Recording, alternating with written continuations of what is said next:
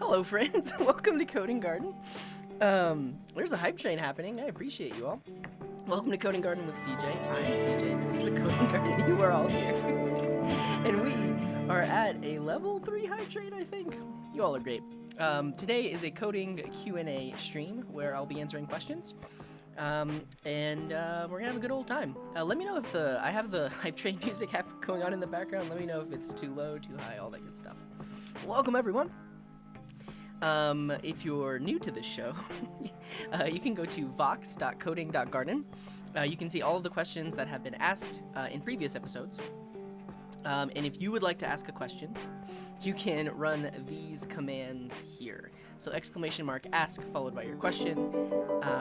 And then if you'd like to upvote a question, you can go on the site to see what the different numbers are. And if you do !upvote followed by the number, it will upvote that question. And it will be more likely that we will answer that question. And also, if anyone asks for the link, or if you need the link, and excuse me, I'm burping. I'm drinking a carbonated beverage. But if anyone asks for the link, you can just do !Vox in the chat.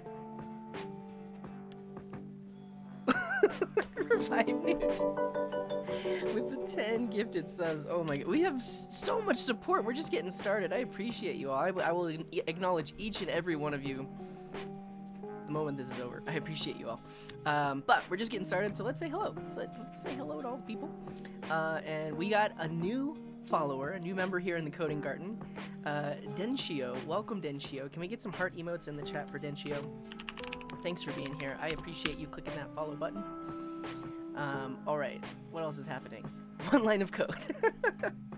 Alright, Varun, here's your line of code. I'm just going to, Lord Buffin Stuff, thank you for that Twitch Prime sub, very much appreciated. This is my line of code. Hello, Varun. And the only reason I'm doing this is because I haven't started a project yet today, but that's your line of code. Thank you very much for redeeming that. Vinicius, thank you for the posture check. Well, thank you, Varun. Thanks for being here. And Piat with the Twitch Prime sub. What else happened? Yeah, thank you, everyone. And also, Aliases with that Twitch Prime sub. Oh, there's more follows. Thanks, everybody. Imfats, thank you very much. Make Every Media. And Auxilius, welcome to the Coding Garden. There is a heart for all three of you. And Manunin, thank you very much. All right, let's say hello to everybody. In order to do this, you can say hi, hello, hey, morning, afternoon, or just, let's say hi. This is insane, 328% level 5 hype train. If you say any of those things, I will attempt to acknowledge you. And thank you very much for those bits, Aliases. And Murdoch, who says, have a quarter. My piggy bank is empty. No worries, Murdoch. Thank you very much. And Gakpio, the 100 bits as well. Thank you very much. All right, let's say hello to everybody. Lakshman, good morning. And Nakalius, and Natspo, and Big Surf, and Mitzik, and Aditya, and TED Talks, who's just stopping by, but that's okay. I appreciate you for stopping by. And what's up, Ricard? And shout out Alka. I don't know if he's in the chat. He might be asleep right now, but check out Alka's Twitch channel. Yeah, Clink, I think it's going to be a good week. I had a good weekend, good rest, all that good stuff. Hello, Creative, and Mark, and Flaximomon, and Cheyenne, and Catherine, and what's up, Doc, and Ahmed, and Francisco, and Znabil, and Katie Bug, good morning. Is there a way you can adjust the slow mode depending on the viewers automatically? I think it's possible. We could tap into the Twitch API and do something like that. My mods usually handle adjusting the slow mode. Like right now, it's set to 30 seconds. I mean, there are quite a few people watching. I think that's a good amount for this number of people watching. But yeah. And hello, MVKR, how's it going? And Guan the Third, what's up? And hello, Robin and VV Michael. And She.Moe, it's been a while. Hopefully you're doing okay, She.Moe. And thank you very much for that resub, Shines Love. 3 months! Beans! Shout out to She.Moe. So if you were here during the pre-stream screen, She.Moe is the one that made the art for that. They are great. And hello, Loosmans, and Gaming Diamond, and Choki, and Katie Bug. Whatever time it is for you, I'm glad to see you as well. Happy day. What's up, Natspo, and Mitsu, and Casper, and Loosmans, and Dev? What's up, King Ghost, and the She-Boss, and Gakbiel? And yeah, and if you missed the last stream, we actually implemented /me commands in the chat.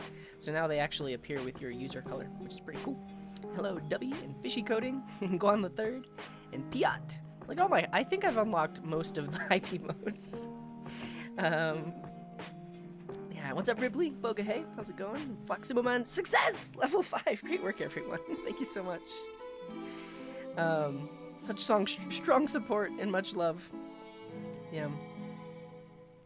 Foximoman says peace. Yeah, we'll do that. Why not? We'll add it as well. The only thing is it changes my filter, so it's possible that I might have missed a message, but that's okay. And hello, Kuzi.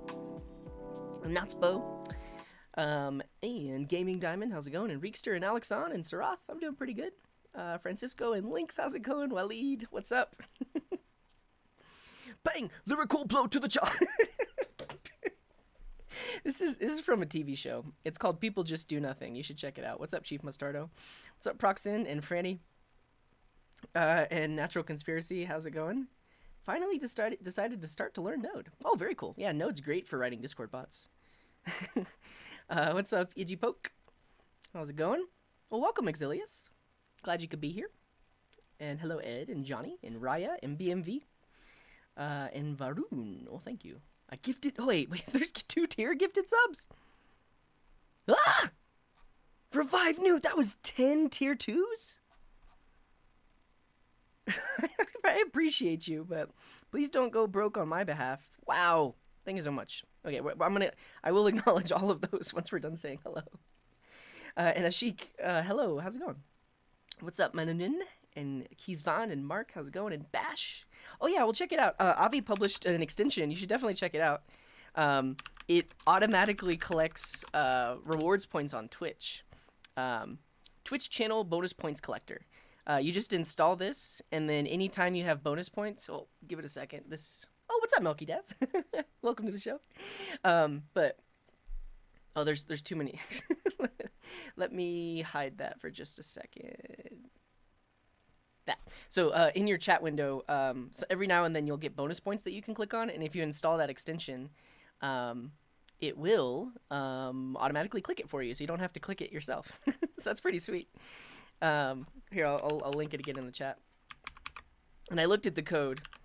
It's super simple. Like, you can trust this extension. There's like 3 lines of code. It's actually pretty simple. And what's up, Majestic Eye and Awaited? Hype Train and Oof and Pseudo and Manmint Bart. What's up? I am so happy. Yeah, I'm happy they did too. Welcome, Karate Womp. Thanks for being here. Maybe today, Docker. Maybe. If a question about Docker makes it to the top, then it will happen. What's up, Fizzies and Ghosty? What's up, Fluximuman and Znibble and the Greensy Haas? Yes, you're here. You finally caught me. What's up, Ashik and High Stony and Brendan and Roe Fields and a Random 10 and Denichia? The gang's all here. There's so many people today. I appreciate you all. Thanks for being here.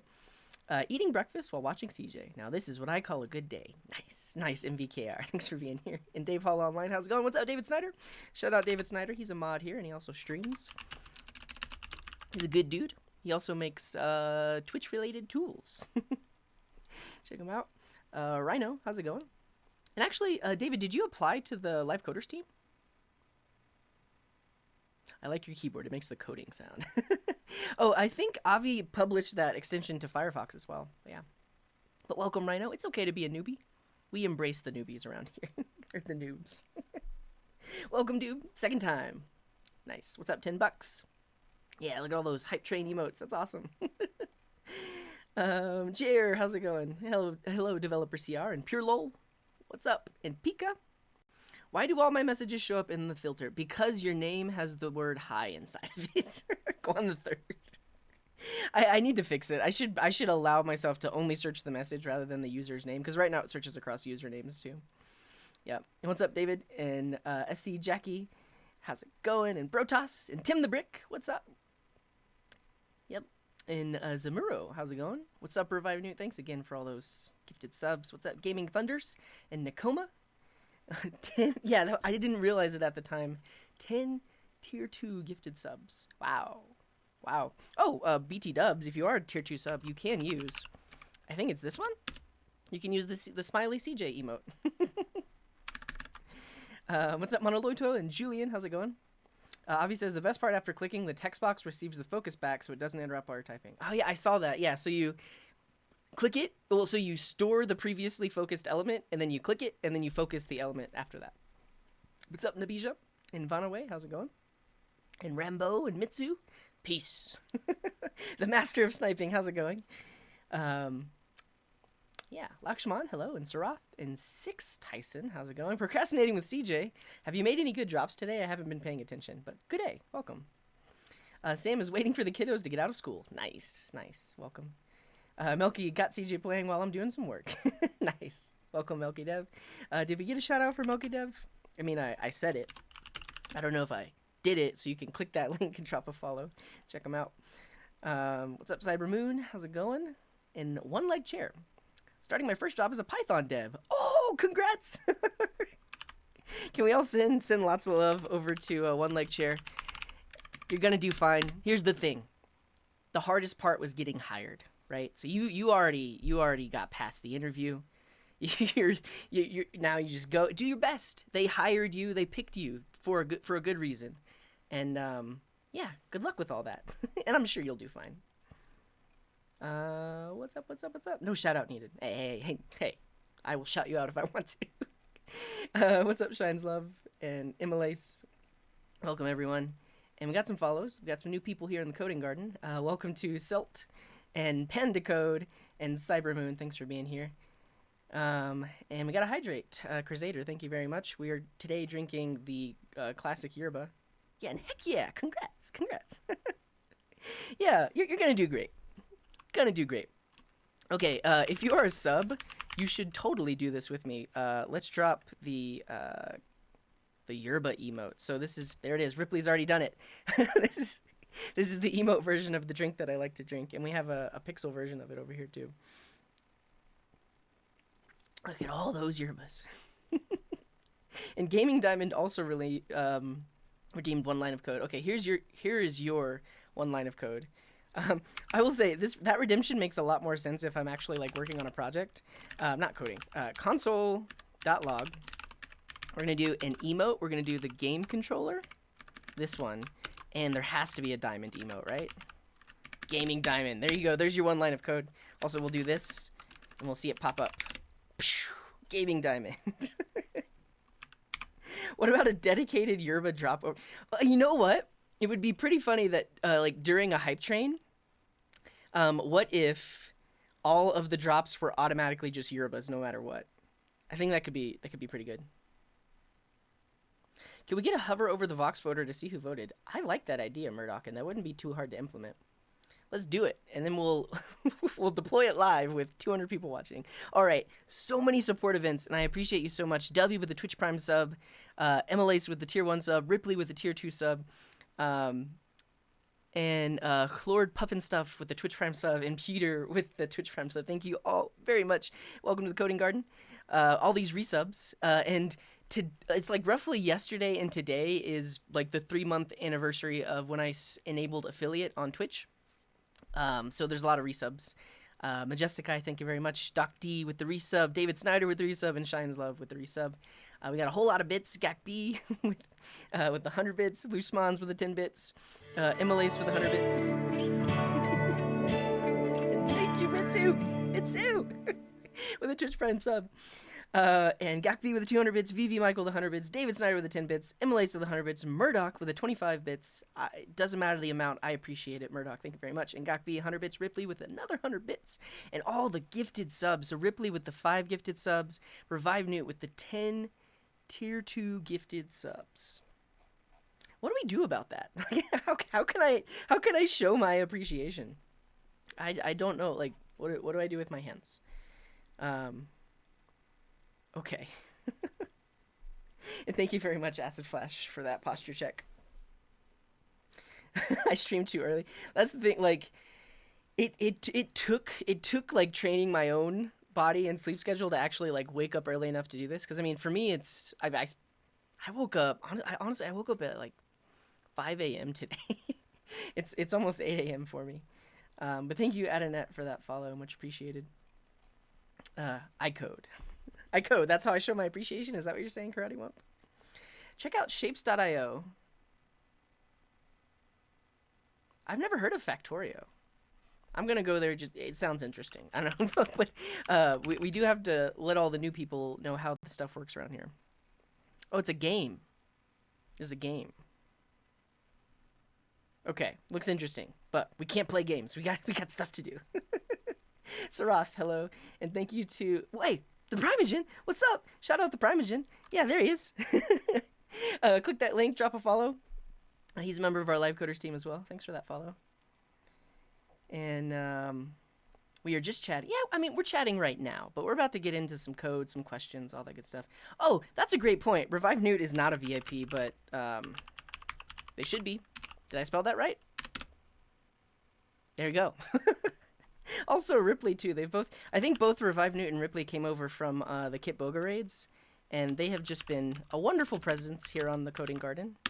There you go. You get a VIP. You get a VIP. The Primogen gets a VIP. I'm going to VIP the Primogen as well.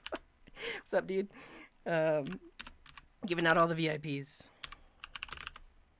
Boom. All right. What do I do with my... Code with my hands. Okay, I can do that. Yeah, Milky Dev's in here for sure. All my time. Okay, I'll probably have to look at that later. And Jogger, thank you very much for that follow. This is Fahrenheit. This is not Celsius. I'm currently running at 157 Fahrenheit. Somebody do the convert. I think Alka can do the conversion. Convert. I think, do I have to say convert? 150F to C.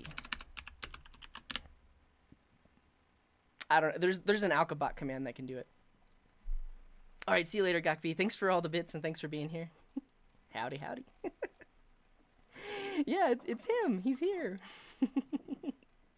VIP, well, for one, they get this nice little VIP badge next to their name, like that. Oh, there we go, math. Wait, what? Quick maths. But they get the VIP badge, and then I think whenever slow mode is happening, they're not restricted to that. Yeah, welcome all the VIPs. VIP everyone. How many gigabytes of internet will it take you per day? I don't know. I'd have to look at my, what do you call it? My network stats, but I don't know. And Ripley, you're very welcome. Of course. What's up, Uber Drive-By? How's it going? Shiftman is just very, very busy. I mean, he's with the whole quarantine thing, he's at home. His kids are at home all the time. He has to do remote classes, and so that keeps him busy. There are lots of stuff happening with all of the protesting, and he was like helping out with that. He's just a very busy guy right now. But I think he's going to stream pretty soon. Oh, you're very welcome, Cybermoon. Thanks for being here. Negative 32 times 5.9. So yeah, 70C. That's a little bit better, right? They're weird unit systems, right? Freedom units. Oh, you're welcome. Look, you get this little badge. That's what it means for 5 Newt. You get a badge.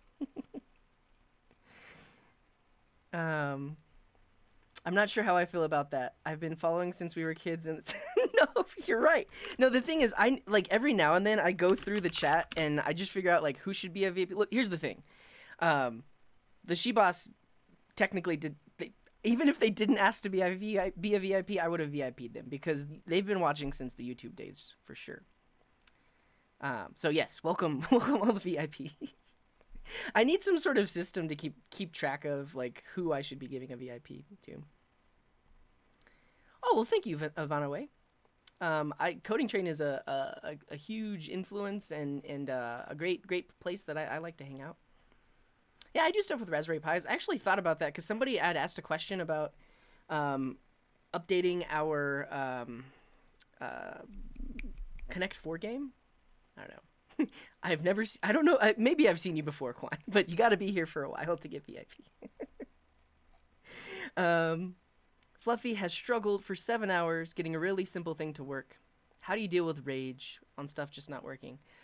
I just power through it. I think the main thing that causes rage is that you yourself have this expectation that it should just be working. And then you get mad at yourself for taking so long to do it. But if you try to get rid of that expectation and just accept the fact that, hey, that took a while, then that's it. And I don't mean to laugh, but I always laugh. I got a YouTube comment recently that was like, why is this guy laughing so much? It's just like my default. But it's Chris. Thank you very much for that. But so my advice is just let go of the expectation that it should not have been a struggle, because it was a struggle. And if you want to see me struggle, I think the last code review stream, I literally debugged someone's code for an hour to fix one line of code. It took me an hour to figure out that I just needed to change one line of code. So it happens. That's programming. Yeah. No, you deserve it, the She-Boss. Thanks for being here. Hello, One Bomi. I need to I'll turn the LEDs on, because those are using an Arduino. Yeah. I never know what to do with my Raspberry Pi. It's interesting. A lot of people get a Raspberry Pi and don't know what to do with it. I'm probably pretty soon, I'm going to do a project where I create an on-air like LED thing that's powered by a Raspberry Pi, and it automatically lights up whenever it detects that my Twitch stream has gone live. But yeah, what's up, Mr. Techie? Does that help? No. You just get a badge on your name. That's the only thing that's special about a VIP. Oh yeah, Raspberry Cluster could be fun for sure. You could learn about all the high-performance computing tools on like very simple hardware, which is nice. Yeah, power through it. It's part of development. Wait, you're right, Ed. Ed's definitely a VIP. Wait, is Ed not the She-Boss with the gifted sub? Thank you so much. What's up, Bob? We're VIPing everybody today. Ed's definitely a VIP. Unmet expectations are one of the primary reasons for conflict. Yes. So you expected that it would be easy, and then you're really mad that it wasn't. I totally agree. I always laugh at inappropriate times. Me too. But like, I don't know. I guess it just happens. Thank you, Mark. Stoic. And author, thank you very much for that hydrate. Cheers. Pi hole. That's something to do with Raspberry Pi, right? And Bert Staten, thank you very much for that follow. And James H. Depp with the Twitch Prime sub, the 213 sub. Still waiting on the ukulele. I think we'll play a song. I need to tell everybody how my overlays work and stuff like that. Oh, a smart outlet with an Arduino. That's definitely cool. You can hook up a relay and get that going. It happens. Missing semicolons happen. We should put that on a t-shirt. Missing semicolons happen. Yep, I made you can make a Google Home with a Raspberry Pi too. What's up, Bob? Welcome, welcome. All right, we got to get caught up, and then I can show you all how this stuff works. I missed some chats, I'm sorry, but thank you for that stretch, Proxin.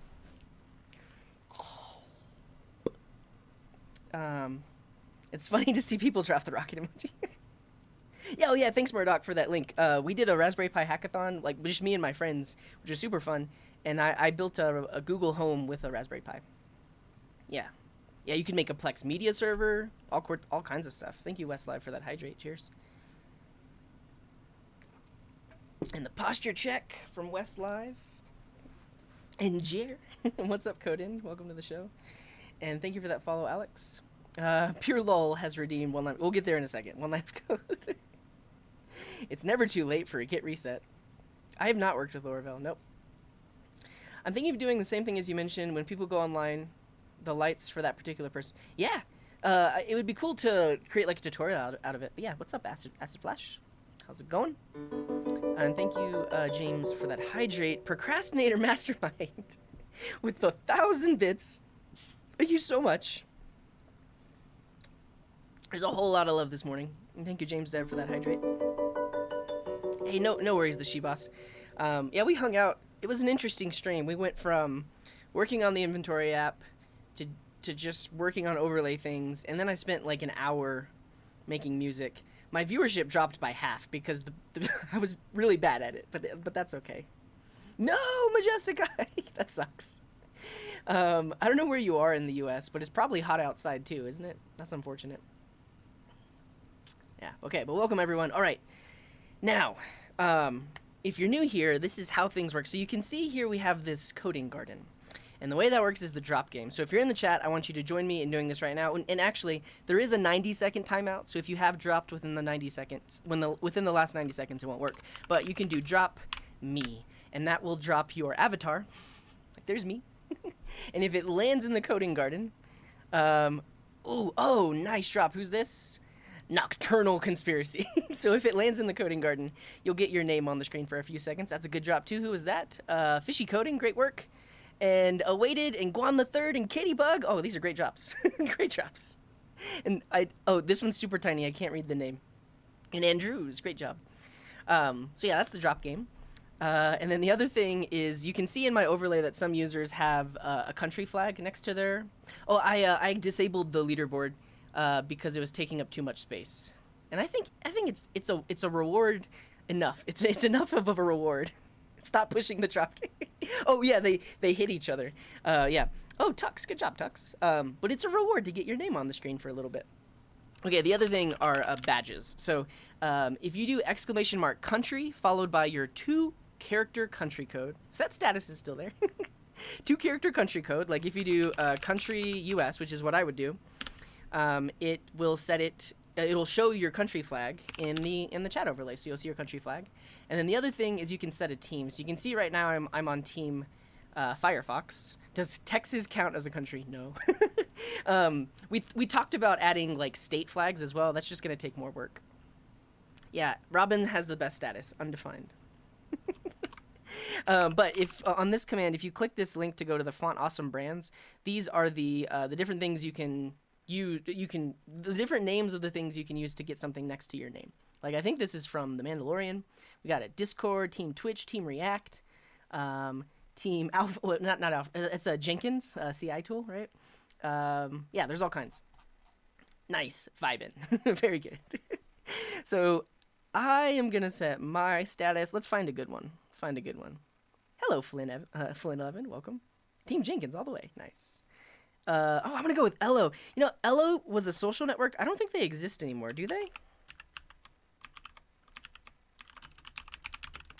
They're a social network. They were actually created here in Denver, where I live,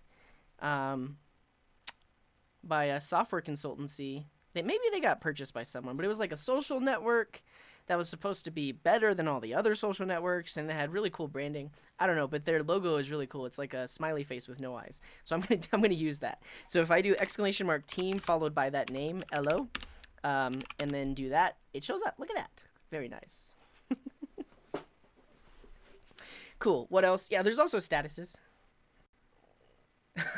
What's up, Florin? Shout out, Florin. Florin comes from the land of YouTube, just like I do. But he's streaming on Twitch now, so check him out. Drop a follow. I don't really play games. I played some Rocket League last night, but I'm just so bad at it. And it's frustrating.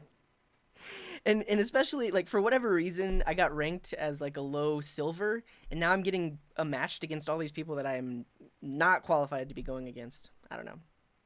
It's saved. Yeah, it's saved in my database. Your country and your... Yeah, you're welcome, Lauren. Your country and your team and your status, technically. And thank you for that, Hydrate. Oh, that's true. I do play... We play, like, party games, like Jackbox Party Pack and stuff like that.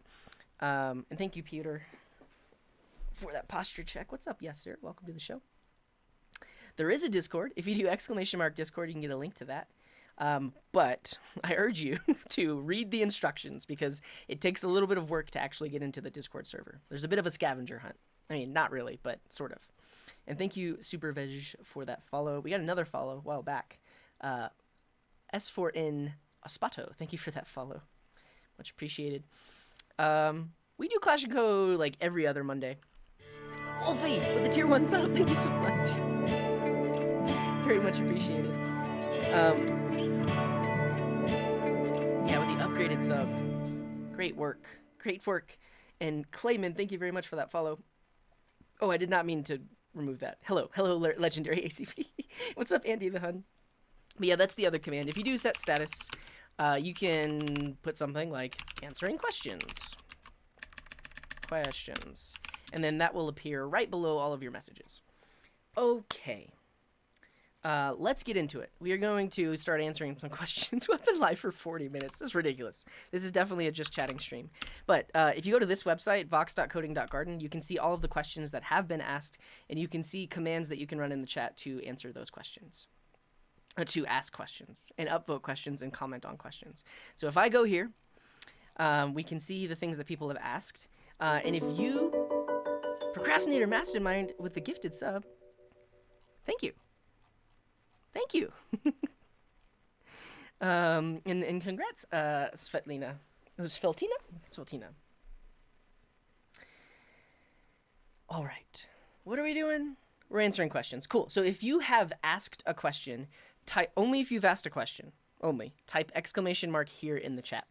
Because if you have been inactive for more than 5 minutes, it turns gray, and I want to make sure that I'm only answering questions for people that are actually here. And Kongs, thank you for that follow. Hello, Governor. And thank you, Brunot Martins, for that follow as well. Hello, Commodore Dragon and Azerbaijan. What's up? What's up? All right, we have to do one line of code for pure lol, and we do have a focus mode. I'm gonna save that focus mode for the first question that we answer. But let's do a line of code for pure lol.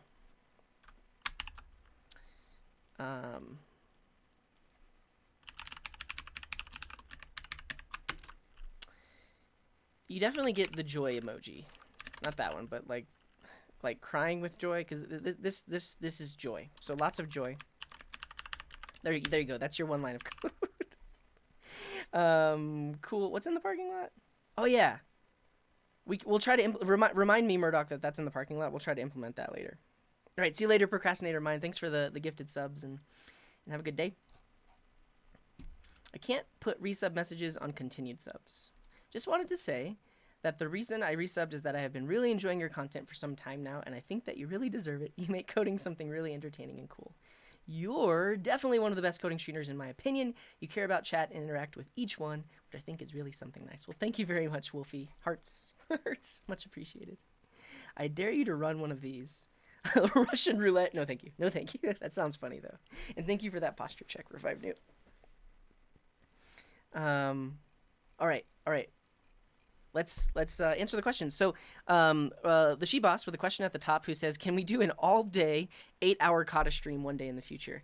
I think so. I mean, we could celebrate whenever I get 1, 2, 3, 4 subs. Wait, 1, 2, yeah, because right now we're at 9. Wait, no. It would have to be 1, 2, 3, 4, 5. That's a while from now. I'm really close to some sort of milestone on YouTube. We just crossed 52,000 subs. And we're past the palindrome. We could have done 5225. I don't know. It's time to celebrate. Regardless, it's time to celebrate. I think this is a good idea. Literally doing katas for nothing but 8 hours.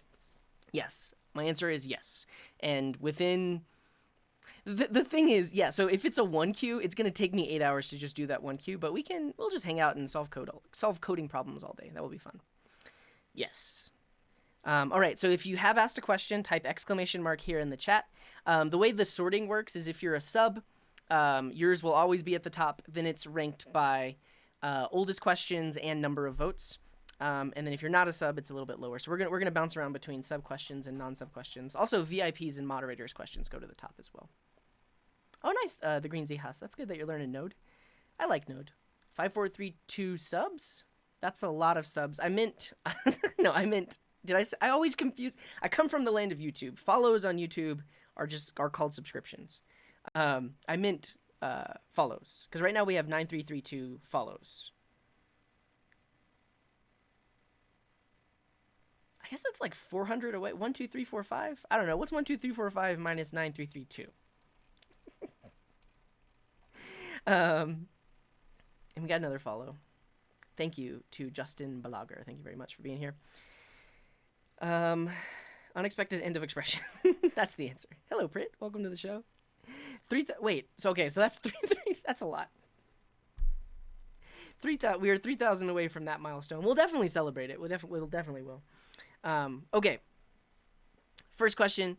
Is scraping Amazon illegal? Or is scraping Amazon legal, from Cheyenne? And thank you, Prit, for that follow. Oh, that would be good. I like that one. Yes. And we're 700 away from that. Thank you, Danology. That's a good number. We're going to celebrate when we get to 10001 followers. Okay, this is a great question. And I mean, this question can also apply to like any other website. Let's talk about it. So when you're first off, let's just define scraping. What does it mean to scrape something? How's it? We haven't touched it in a while, Doc. I'll just answer that really quick. So, and that reminds me. Sorry, Cheyenne, we're going to answer your question in just a second, but I forgot. We need to start up this thing.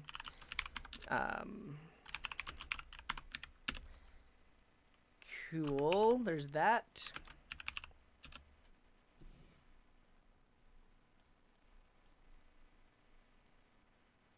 I'm the only streamer that can pronounce my. The thing is I read it once and try my best. I don't try to overthink it, and it seems to work out. People agree that I'm pretty good at pronouncing usernames.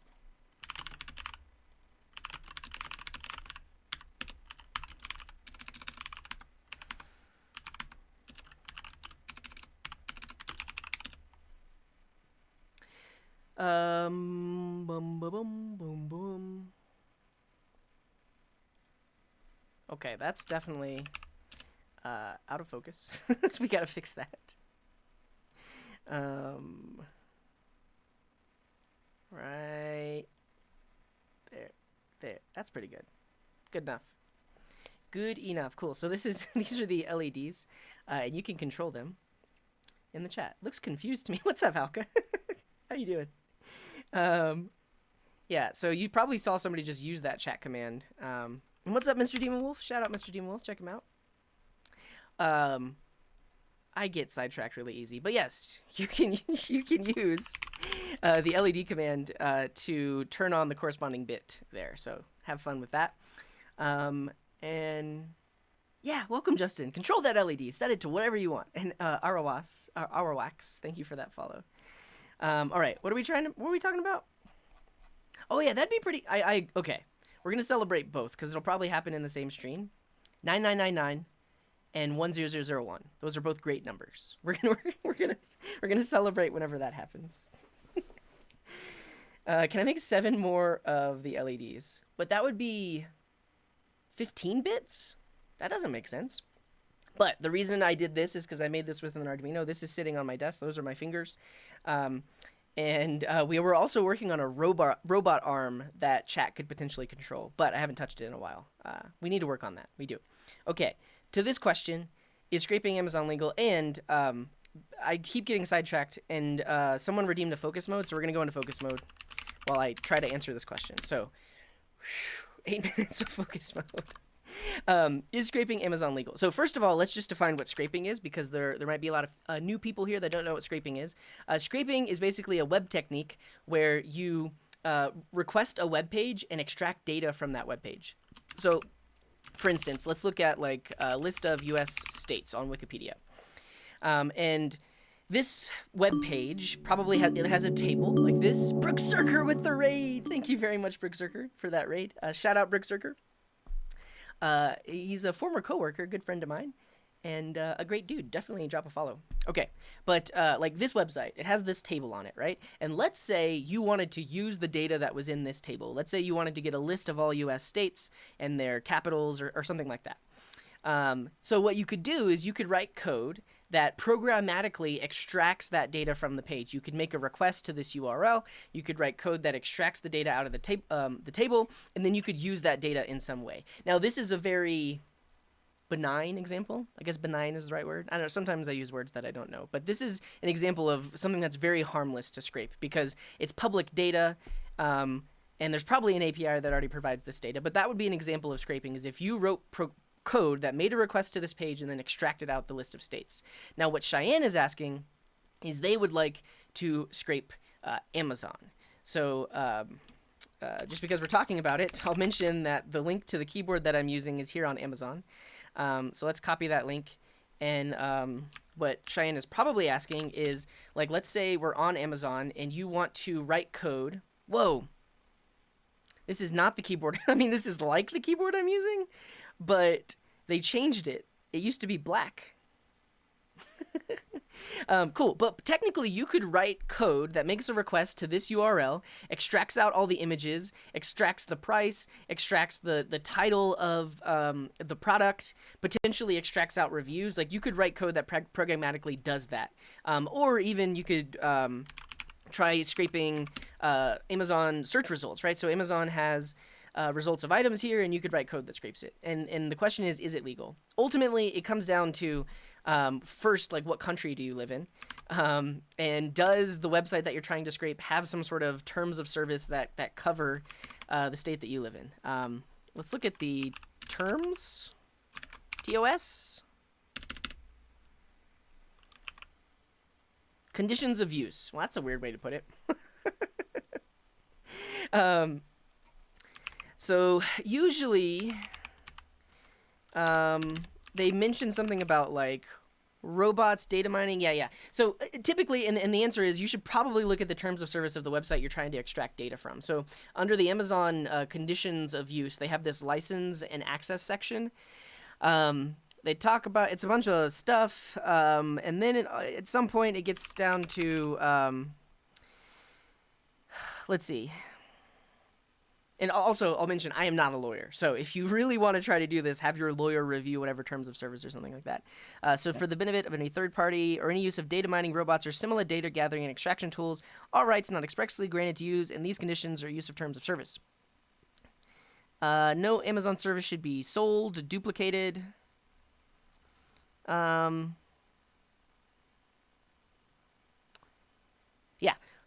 There's something in there that talks about scraping. So I would say your first step is, if you really want to do it legitimately, is look at the site's terms of service. The second thing is this article that was just shared by Majesticai. There was actually, I don't know if you'd call it a landmark case, but some online service took someone to court because they were scraping data from their website, and the court ruled that even though the terms of service says that it's not legal, it actually is legal, because I mean it's no different than someone just going and clicking directly on the website and copying and pasting that data. I mean, the main difference would be potentially that it's faster and it potentially puts a load on the server. But that's the other thing that you want to be careful with whenever you're scraping, is you definitely want to rate limit it and make sure that you're not overloading the website that you're extracting data from. So a U.S. appeals court situated in California said it's not illegal to scrape data from public websites without any prior approval. Web scraping refers to the process of collecting large troves of data with the use of web crawlers. Yeah. So it depends on where you live, right? Because the country that you live in may not be the U.S. and you may be accessing a website that's not based in the U.S. and there could be different laws elsewhere. So you should adhere to all of those things. But yeah, it's important to note. And this is a Ninth Circuit California court that said scraping a public website does not violate the CFAA. And so the CFAA is the Computer Fraud and Abuse Act. And this is typically the rule of law that a lot of hackers that are convicted that they're convicted for. Computer Fraud and Abuse Act, which is that's all I'm going to say about that. But that particular act talks about the unauthorized access of services and websites, but technically when you're scraping, it's not unauthorized because you're accessing the website programmatically in the same way that a real user would. So, long answer to say maybe. Maybe it's illegal. It really depends on what country you live in.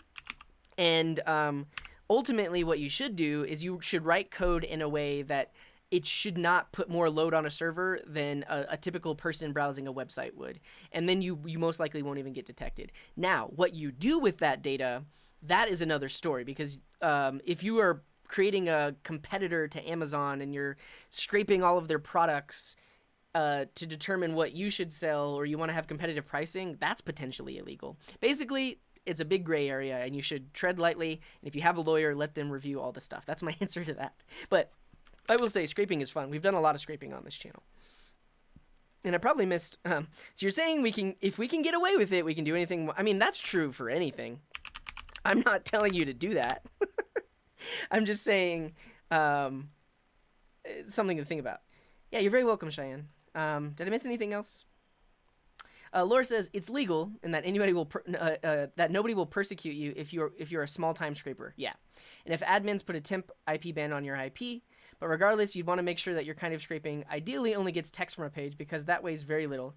And if you do that, who knows? Maybe you'll even be invisible, right? You'll just seem like another user using their website. And good evening, Lechi. Welcome to the show. Thank you for that stretch. Yes, sir. Oh, yeah, that's another good thing to point out. Shines Love is mentioning you should look at robots.txt. So a thing that's like a convention that most websites can put on their website is this file called robots.txt. And if you look at it, it tells you what you're allowed to basically look at programmatically.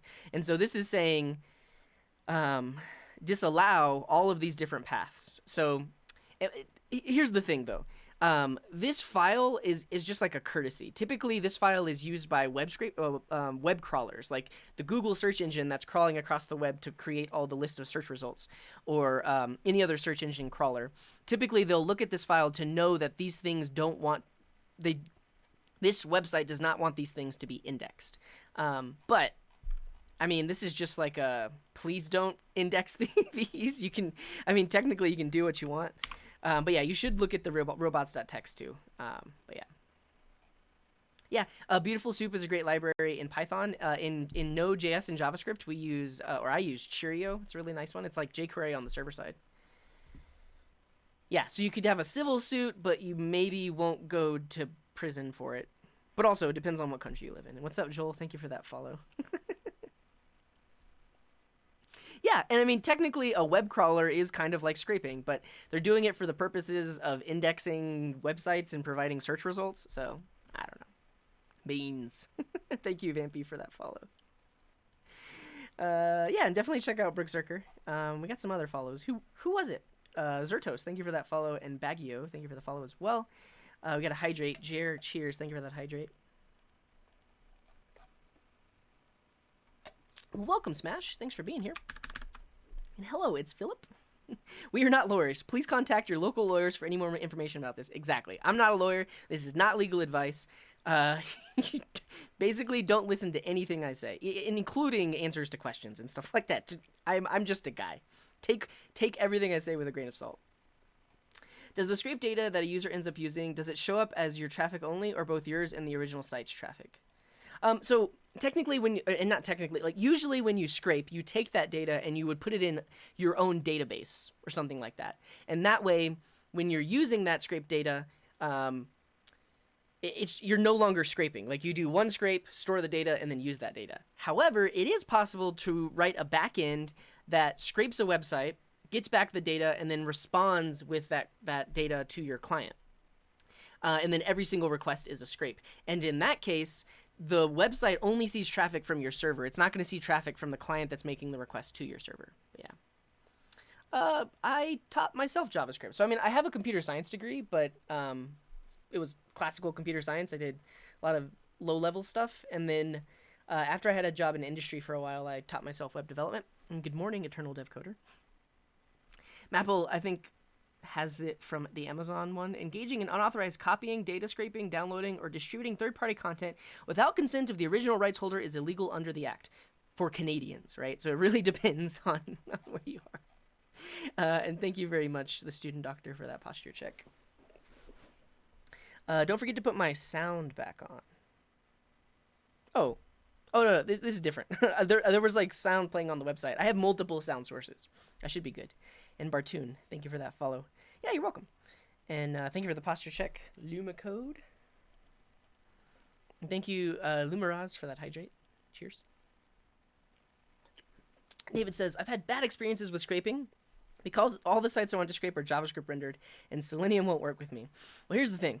If a site is JavaScript rendered, then that probably means that website is contacting an API. So I keep saying technically, I don't know why, but instead of scraping, you should probably be looking for undocumented APIs. I have a YouTube video on it. Look it up. Social login. If you want to ask, and so for all the new people that are joining us, if you want to ask a question, these are the commands that you can run in chat. It'll put the question here, and then we'll get to it. All right, Revive Newt has a question. How do I balance uploading on sites, such as GitHub or LinkedIn, while protecting yourself from malicious social engineering? It's a great question. So, let's start to break this down. First off, like, what is social engineering?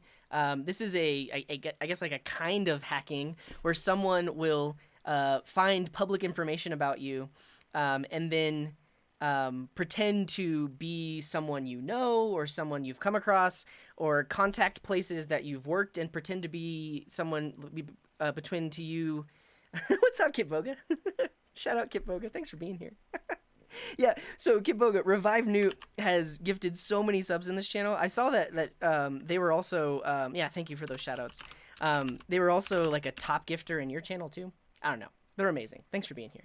All right, see you later, Katie Bug. Thanks for dropping by. Oh no, undocumented APIs. Yeah, I do like undocumented APIs. Hey, boga hey, boga hey. Yeah, and so if we're this is a separate question, but if we're talking about undocumented APIs, you potentially will have to deal with cores, but typically you can write your own backend. That's like a proxy that talks to those undocumented APIs. Yeah, we're still working on the backend code. So yeah.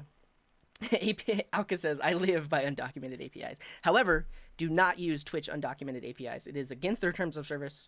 We don't do that here. Okay, but yeah, so social engineering, it's using information about you and trying to gain some sort of leverage over you, whether it's access to things by using that information. And so when you use social networks and social services like LinkedIn and GitHub, that provides a lot of information about you, and people could use that against you. So it's an interesting question, like how do I balance it? The thing is, I thought about this weekend because I have not logged into LinkedIn in like 6 or 7 months. I'm sure there are tons of like connection requests and stuff like that. But I don't have a big social, like my social presence is the content that I'm creating for YouTube and Twitch. Like my live stream, my YouTube videos, but I don't really like if you look at my Twitter, it's not like my personal opinions, and I'm not using it to chat with people. Like my Twitter is literally just used as a way to notify people that I've gone live. So and also I don't have a Facebook account. Like I had one, and then I deleted it and like removed my associated phone number so I can like never log into that again. It's still out there somewhere, but I can't get into it, and I don't use Facebook. So, I mean, my answer to this is I use very, very little social networks. And even if you look at my GitHub, there's not too much revealing information about me. Actually, I'm not even going to load that. Are you trying to social engineer me right now? But my answer to this is I only provide the information that is required, especially like if you're using these websites like GitHub and LinkedIn to find a job. Only provide the information that's required, and then once you're in the job application process, you can always provide more information. But my approach is to basically limit as much as possible what I put out there, because it absolutely can be used against me. Also, because I'm a public figure, and there are bad people out there that want to do bad things to me. So yeah, thank you for that question.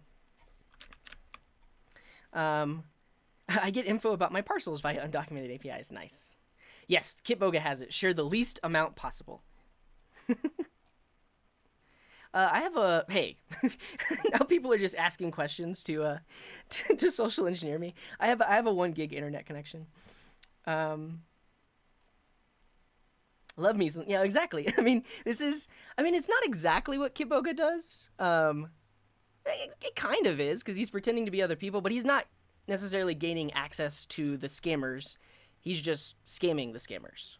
But I mean, using different voices on the phone and like calling people and pretending to be other people, that's a form of social engineering for sure. Hello, Sarath. I would never. Yeah, so the thing is, Alka is a bot in like hundreds of channels, so that's why he has all those emotes unlocked. He gets gifted subs like crazy. Let's social engineer CJ together. No, it's funny. I got an email on Saturday just from like a random Gmail account that says, "What's the GitHub password?" I was like, "What?" Like for one, who sends passwords and emails? And for two, like why would I even respond to that? I don't know, maybe they sent the email to the wrong person. Scamception, yeah. What's the name of your first pet?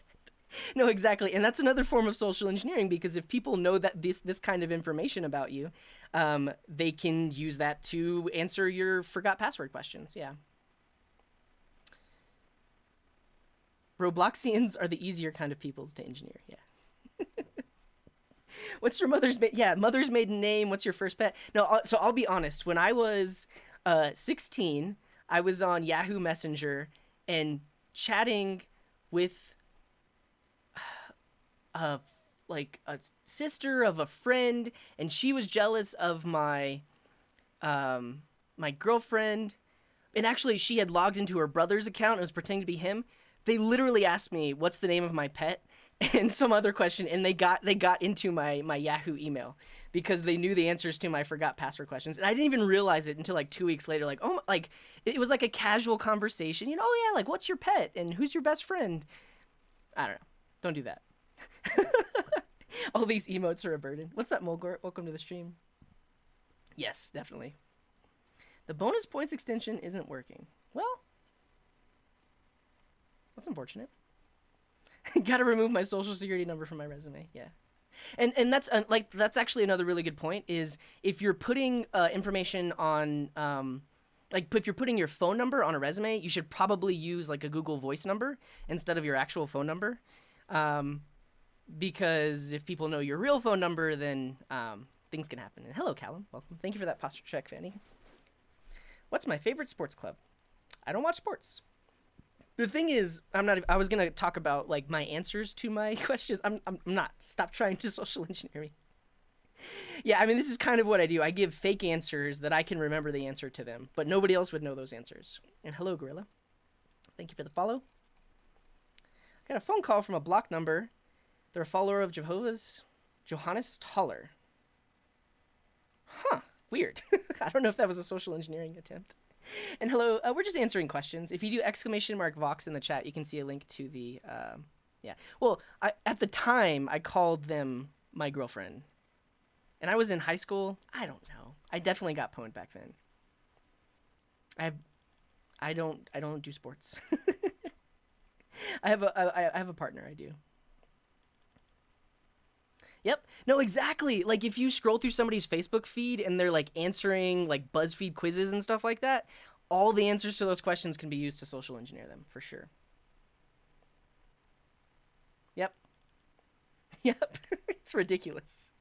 I mean, that's, yeah, it's ridiculous. And Let's Go Blue, thank you for that follow as well. Yep, get a P.O. box, use a different phone number. Exactly. There might be a comparable service. I mean, you could even get, so like Twilio allows you to do programmatic SMS and phone numbers. You could technically buy a Twilio number and get that hooked up somehow. Yeah.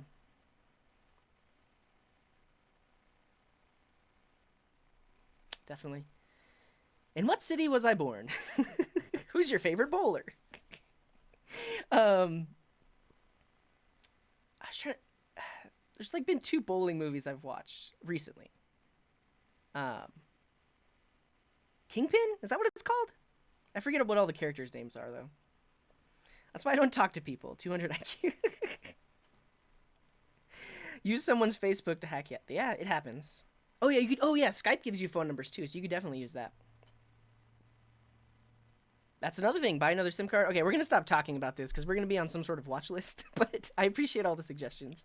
And Ashik, thank you for that hydrate. And good morning, Alligatorus. Welcome to the show. I do not have a wife. I have a life partner. Yeah. And thank you to Nietzsche for that follow. Yeah, we're answering questions on the site, but it was in relation to the question that we just answered. Have I heard the theory about those social media quizzes? I haven't heard the theory, but it's kind of like what people were asking down below. Like, what Disney princess are you? And then your answer to it is potentially like your answer to like security questions. That definitely could happen. And so Vima, thank you for the hydrate as well. If Bartales, thanks for the follow. All right, let's go. So if you have asked a question, and for those of you just joining us, you can use these commands in the chat to ask a question or upvote a question. If you have asked a question, type ! Here in the chat, and I will see all of those questions bubble at the top. I agree. Kitboga, VIP. We're VIPing so many people today. But still, special. You get VIP. And Inkstaman, thank you for that hydrate. Cheers. Oh, yes. I totally agree. What's it called? Katybug with the sub. Thank you so much. Ghost in the Wires? Is that what it's called? So Kevin Mitnick is, I mean, he calls himself the world's most famous hacker, but he says people call him the world's most famous hacker. I don't know, but I listened to the audiobook. It's really good. He wrote a book like before he went to prison, because he was in prison for a while. But he wrote a book, The Art of Deception. Is that what it is, or something about that? I don't know. Laser with the 213 sub. Thank you so much. Very much appreciated. Drop. Let's just look it up. I do recommend Free Code Camp. Definitely. Yeah, you're welcome. Look at that. VIP badge. I'm in danger still using Facebook. Thank you for that posture check, Let's Failer. Yeah, there were lots of other VIPs today. Whole lot of hydration. It's okay, though. I take small sips. I spelled your name wrong? What? And thank you, Revive New. Cheers. Oh, The Art of Deception. Is that what it's called? Okay, cool. So Art of Deception. Ghost in the Wires. Yeah. So, but here's the thing. If I've listened to the audiobook for both of them. And The Art of Deception is basically like an anonymized version of his latest Ghost in the Wires book. Yeah, because this one came out in 2003, and then he like went to prison. But this one uses fake names, but Ghost in the Wires uses like real names and real company names, and it's about all of his adventures as a social engineer and hacker. Yeah, free Kevin. So I do recommend those books. Those are really good. Okay. I'm going to answer the first non-sub question, and it's from Proxin, who says, is it okay to keep import many things in components? Most things I import need to go back like 4 levels. This is a pretty good question. Heads to Audible, yeah. Where did that question go?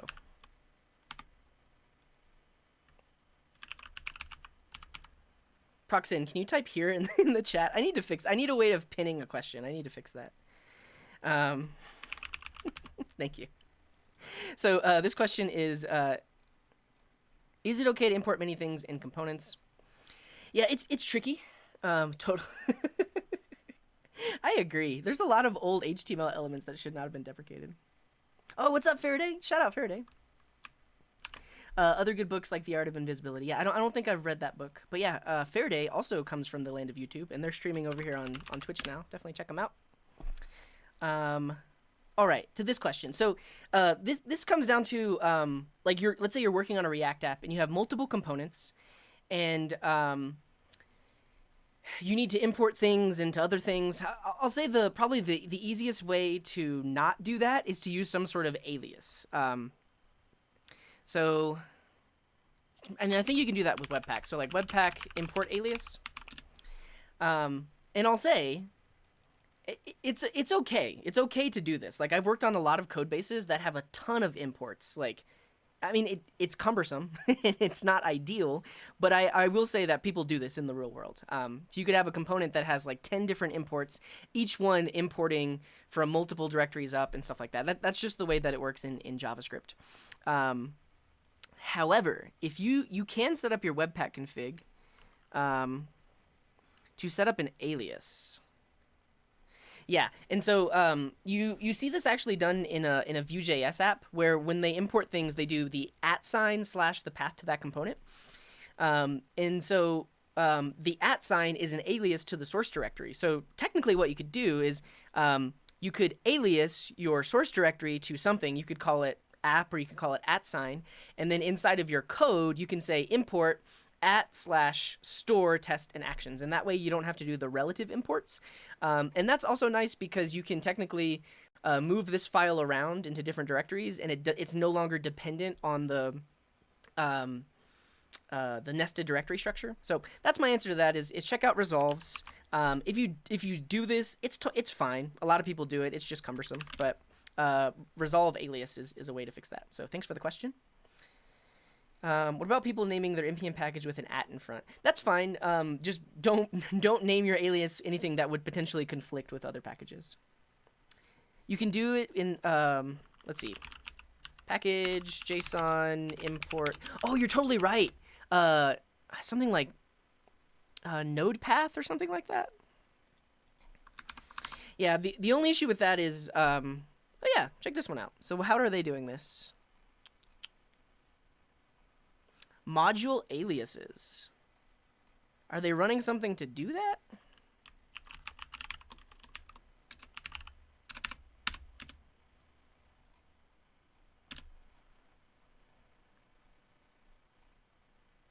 create symlinks to your modules in your Node.js. Oh, so I mean they're doing like a roundabout way of doing it, but they have a post install that will technically create a symlink in the Node modules folder that links to those folders. If you're using Webpack with that alias thing, you don't have to do that. But this is another way to do it for sure, especially if you're not using Webpack. And then they provided a few other things there as well. This is a good article. Check this one out. There you go. Cool. All right. I saw an alias for tilde. Seems like it mentally maps. Exactly. So, I mean, you can technically write your alias to be anything, but if you use something that's confusing, it will be confusing. Yeah. Faraday says they use module alias. I'll check that one out. No, that would be... Yeah, so they used to work, but then my channel got popular, and there are a lot of trolls out there that like to potentially embed bad things. However, if you're a VIP, you can request a CDN domain to be whitelisted, and I'll allow you to embed images. Like Alka has a his CDN is whitelisted, and Murdoch's CDN is whitelisted. Yeah. Okay. Install it. Do that. Very cool. Yeah, I like this. This is a great suggestion, Faraday. Or Gwyn. Sorry. Faraday Academy. Why did that just happen?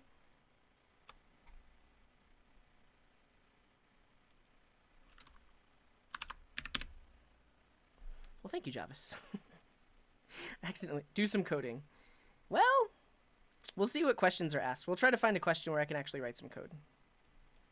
The LEDs are a command that you can run in chat. Someone show Nick how to do it. A .je TLD, that's cool. Hey, just hang out here a while. I will say, Lechi, I have already started to trust you. I appreciate the comments that you've left. You've been here for a couple of streams. Cool. Can we get S3? No, because then anything would be allowed. Okay. Cool. If you're here, type exclamation here. Oh, sorry. If you're here and you have asked a question, type exclamation mark here in the chat, and your questions will bubble up to the top. Hello, Pasquat and Resnul. Good morning. Welcome to the show. Can I do an app with Docker and deploy it to UpCloud? I've never heard of UpCloud, but it's possible. Well, thank you, Code Bistro. I'm trying my best. I am just but a man. Trying my best. I'm using just a regular old webcam. I mean, it's not regular old. It's a Logitech C920. But that's just pointed at the breadboard. Yeah. I could. The thing, I wrote this preview app. So this is like a simple little Electron app I wrote where you can choose the camera on your system and adjust the opacity, and then also like flip it horizontally and vertically. So I could technically write code to make it crop. Oh, nice, Lechi. I'm glad that I can inspire people. And thank you, Clear Hutch, for that hydrate.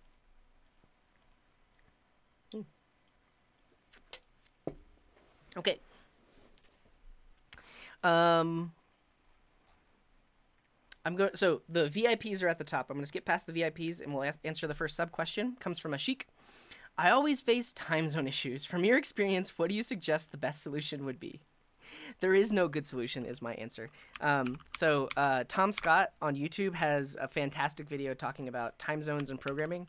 I will direct you there now because he sums up all the issues that programmers have with time zones in a wonderful way. So definitely check out this video. The problem with time and time zones. Tom Scott is amazing. Yeah, if you're not subbed to him, you definitely should be. So that video talks about the issues that programmers come across when it comes to time zones. From my experience, I just try my best. There are a lot of best practices you can do, like your servers should have their time zone set to be UTC. So that way you're not converting between client time zone and server time zone. Servers, like database servers, your backend API servers, all of those should be set to UTC. it makes conversion a lot simpler because you're always converting from the base UTC time zone. That's one thing you can do. UTC for all. That's one thing you could do. The other thing is that there are quite a few libraries that have conversions into certain time zones. So if you look at date functions, specifically if you're in the JavaScript world, date functions has a time zone utility where you can convert between time zones, and they have functions like take a zoned time and convert it to UTC, or take a UTC time and convert it to a specific time zone. So date functions is a great library. All the other date libraries out there have time zone functions too. So if you're still using Moment.js, it has time zone functions. Day.js.org. I've never heard of that one. Just use Moment.js. Said no one ever. Just use date functions. If you're in PHP, I don't use much PHP, but this person, Butch, is recommending Carbon, so check that out. Let's see. What are we talking about? They have a Moment time zone, and so this is a library for converting between time zones. I will recommend, though, if you really want to use Moment, don't use Luxon.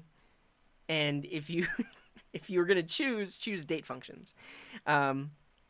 And then Day.js, I actually haven't heard of Day.js. I've just been sticking with date functions. I like that date functions has like specific exported functions you can use for converting dates and times and stuff like that. But yeah. Hey, Acid Spark, how's it going? Finally procrastinating. Nice to be here. Hey, Name, we try to be nice here. We're nice people. We're nice to each other. We don't try to play pranks. I mean, sometimes we do, but it's all in good fun. So just be nice. Be nice. I've seen it. I haven't personally gone through the curriculum, but it looks nice enough. I always recommend like the Odin Project or Free Code Camp, because they're a good rundown of how to learn to code. Date.now, better or new date? It depends. So date.now returns a Unix timestamp, whereas a new date returns a date object.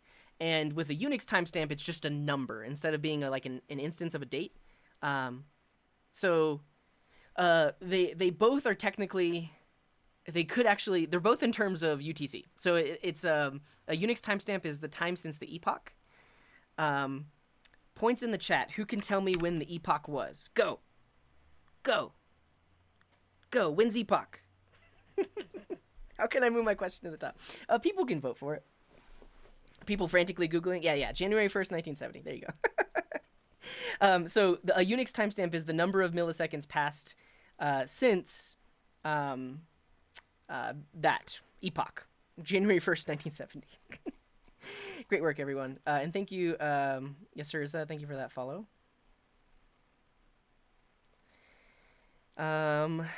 What are we doing? Somebody asked something. What system I use? I work on a MacBook. Whoa. Date FNS, that's the one, yep. I made a few mistakes from fetching clips from Twitch, and I was offsetting my time zone. Would be a few hours. Yep. What's wrong with Moment? It's just old, and it modifies the... I believe it modifies the date prototype, which people don't like, and it returns mutable dates, whereas something like Luxon returns... if you were to like add minutes or seconds to a date, it returns a new value instead of modifying the existing date. Date functions does a similar thing. It always returns new values. World Clock API. That sounds good. Oh, nice. Faraday is mentioning Free Code Camp helped them get their first job 5 years ago. That's good to hear. And hello, Arcooled. Welcome to the show. Yeah. Hearts. long time ago. January 1st, 1970. Yeah, that's the epoch. I mean, it's only called the epoch because they made it the epoch. Epoch probably has another definition or connotation, but yeah. Getting them approved is even harder, for sure.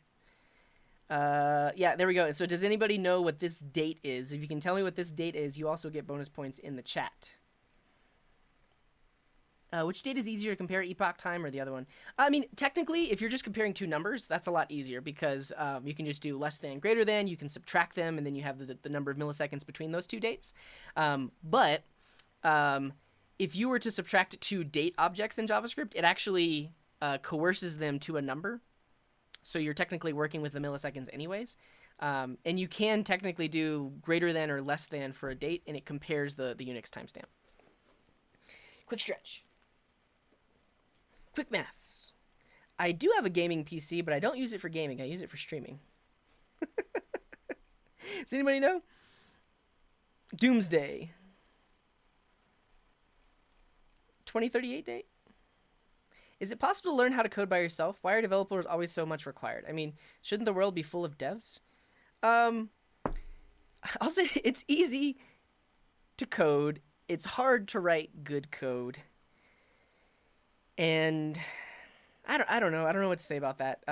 The thing is, like, so many things are being converted into stuff that's running software and hardware, and you need programmers to work on that stuff. It's not like we just live in a world where only the things that exist have been programmed and we're done. We're going to be working and fixing things forever. So, do I use MacBook specifically for the O? I use MacBook because it's convenient. I'll say that.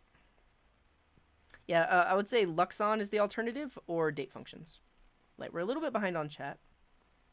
Yeah, I mean, you can use it, but people recommend using other things because it what do you call it? It modifies the date object. So what will happen at 19 January 2038? Does anybody know? Who's going to tell me? Who gets points? That's it. It's the 60. No, it's the opposite. It's the 32-bit overflow. It's the next Y2K bug. Yeah, when the Unix time overflows 32-bit. So if you have a Unix system that's a 32-bit Unix system in the year 2038, the time is going to wrap around. Is it going to wrap around to epoch, or is it going to wrap around to like some really, really old date? Yeah. Nice. That's good to hear. The Y32K bug. Exactly. You all got it. Yeah. Exactly. The end of epoch. No, just for 32-bit systems. Yeah, because 64-bit systems will be around until the singularity. So we got time. And thank you, UTech, for that posture check. It's when the 32-bit count of seconds will overflow, similar to the Y2K bug, however, it involves an overflow of seconds instead of years. It's unlikely to affect any modern, as most systems are already using 64-bit. Exactly. So if you have a 64-bit Linux system, you don't have to worry about it, or Unix system. Yep. So yeah, you definitely can learn on your own. I think the question was more around, like, why do we still need developers? I don't know what you all are talking about. The best Oki? Check my redemptions. We'll be there soon.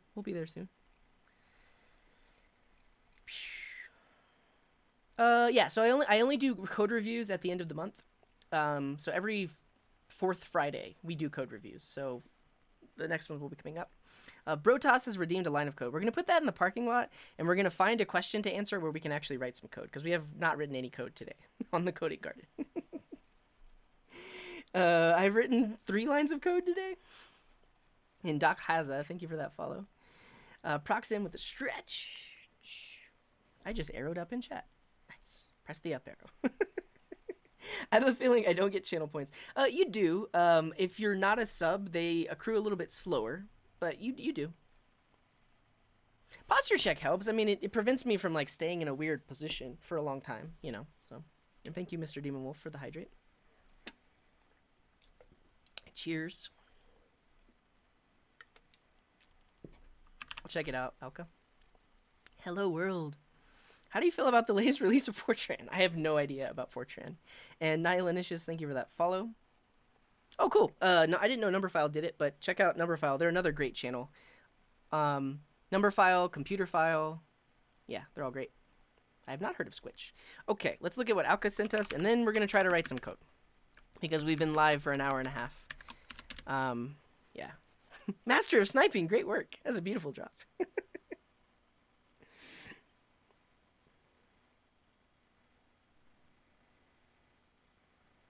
Yeah. Okay, so currently this is the current timestamp. The next one is here. Wait, what is this, Alka? What am I looking at?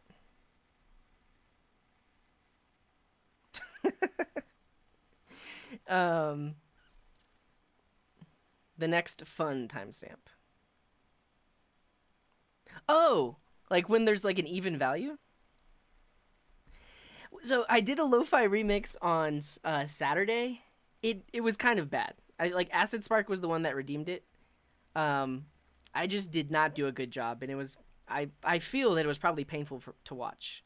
However, on the next chill stream, I will enable it so that you can redeem it. The only issue is I'm not very good at music production, so my viewership like halves the moment I start trying to like make music. Yeah. How do I connect my Twitch with Discord? If you go to settings, there's integrations, and then you can link it. But yeah, that you will get the subscriber role once you do that. I recommend Cheerio to do that. And Cheyenne, thank you for the hydrate. Doesn't understand what's happening. Is we're just talking. We're just here. Well, thank you, Pitbull. I appreciate that. Shines Love says it was fun. Can I connect my toothbrush to Twitch chat? You know, I do not doubt that there is a toothbrush that has Bluetooth enabled. And, yeah, we could connect the toothbrush to the computer. The computer can then communicate with Twitch RRC and then send messages to the toothbrush. It's very possible. I think I fell asleep when I made the remix. I've done Docker every now and then. Optimastack. Hello. Do I go to big events like TwitchCon? I've only been streaming on Twitch for about the past 6 months. Before that, I was streaming. I've been streaming in general for about 2.5 years, because I was streaming on YouTube before that. So I'm new to Twitch. When I arrived, was a little bit before the pandemic, and so yeah, it's not going to happen this year. But I think I'll try to attend when it happens next year. And Imto Medi, thank you for that follow. You might say, just exactly. That's why we're in the just chatting category. I think a seedling code review is 10,000. Yeah. It connects over Bluetooth? Tooth tunes. I've heard of those. My toothbrush has Bluetooth, but never tried tinkering with it. Wow. I don't know. I mean, you can call yourself gardeners, seedlings, whatever you like. Yeah.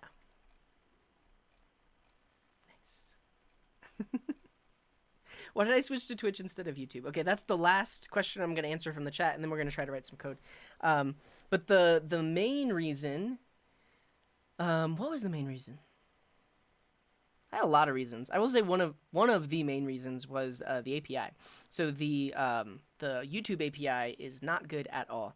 Their live chat API is literally a polling mechanism. So if you want to get live chat messages, you have to poll the API every like X seconds to get the live chat messages. To be able to send messages in YouTube chat requires a whole OAuth flow. It was so ridiculous to implement that code that I literally waited till I was no longer streaming on YouTube anymore to implement the code to send messages in the chat, because and that's the other reason as well. So when I was so for the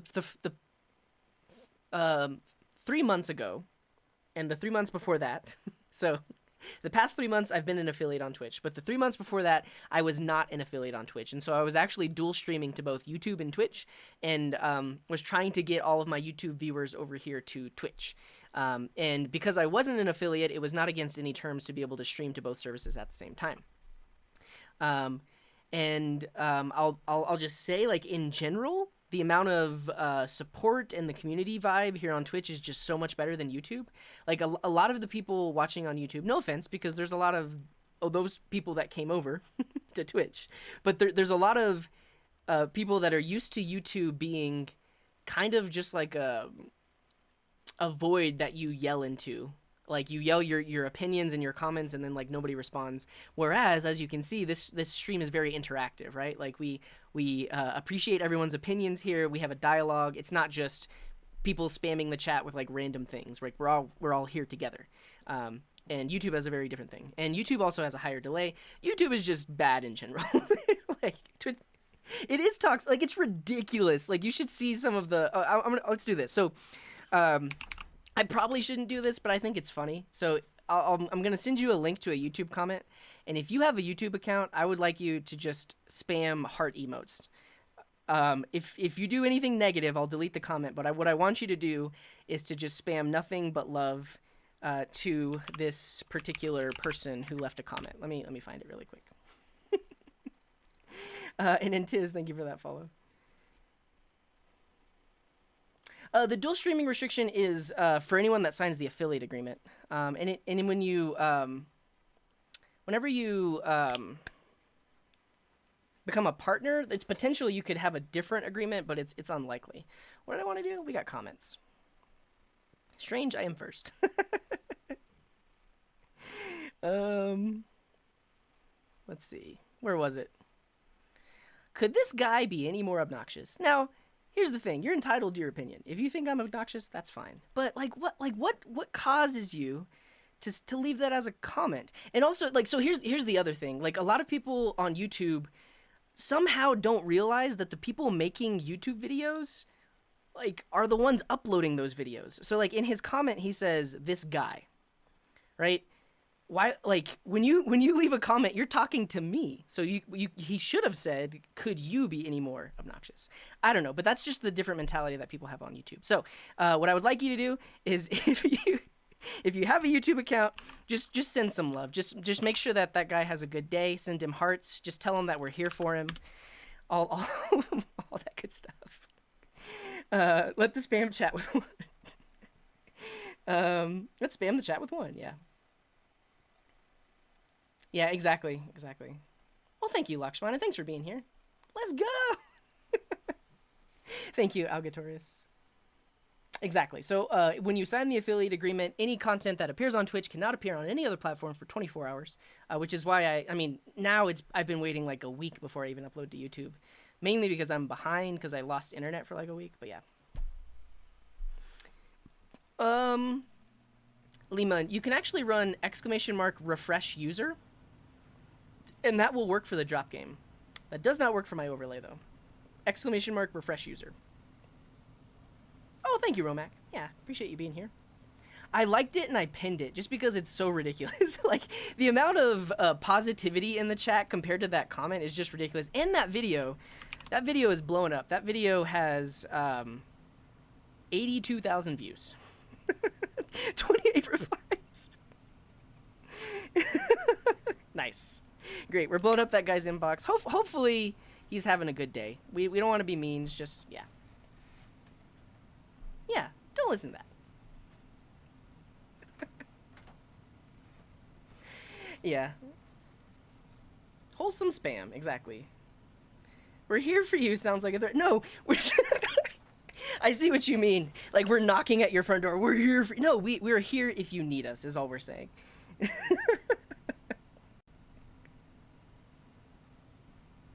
I shut down Netflix as soon as I got an email from Twitch. Oh, thank you, Ricky. Thanks for being here.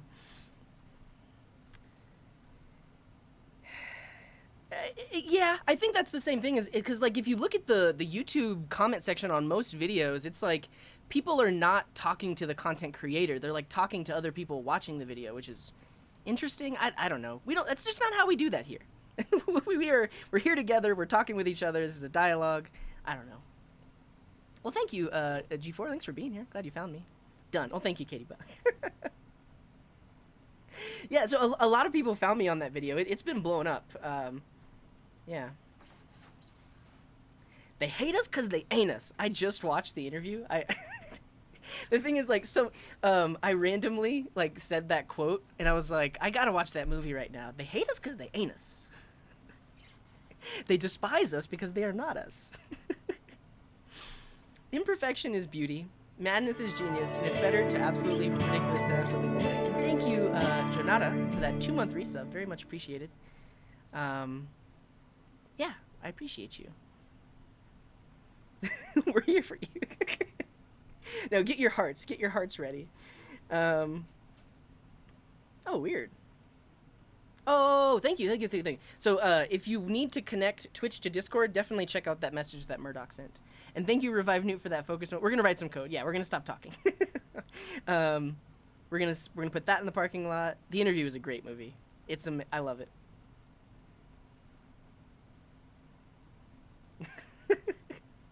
They hate us because they ain't us. Thank you, Callum. Yeah. Great. Okay. First question that has anything related to code. Chat won't stop. The first question related to code we're going to do. So if you have asked a question, type exclamation mark here. It's going to bubble to the top, and we'll find something that we can code really quick. Yeah, Netflix has got a ton of great movies lately.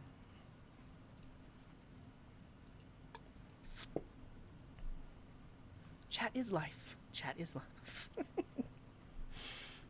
Thank you, Tim the Brick, for that stretch. We might have done this, but I think I might have missed it. And Smiley with the hydrate. Cheers.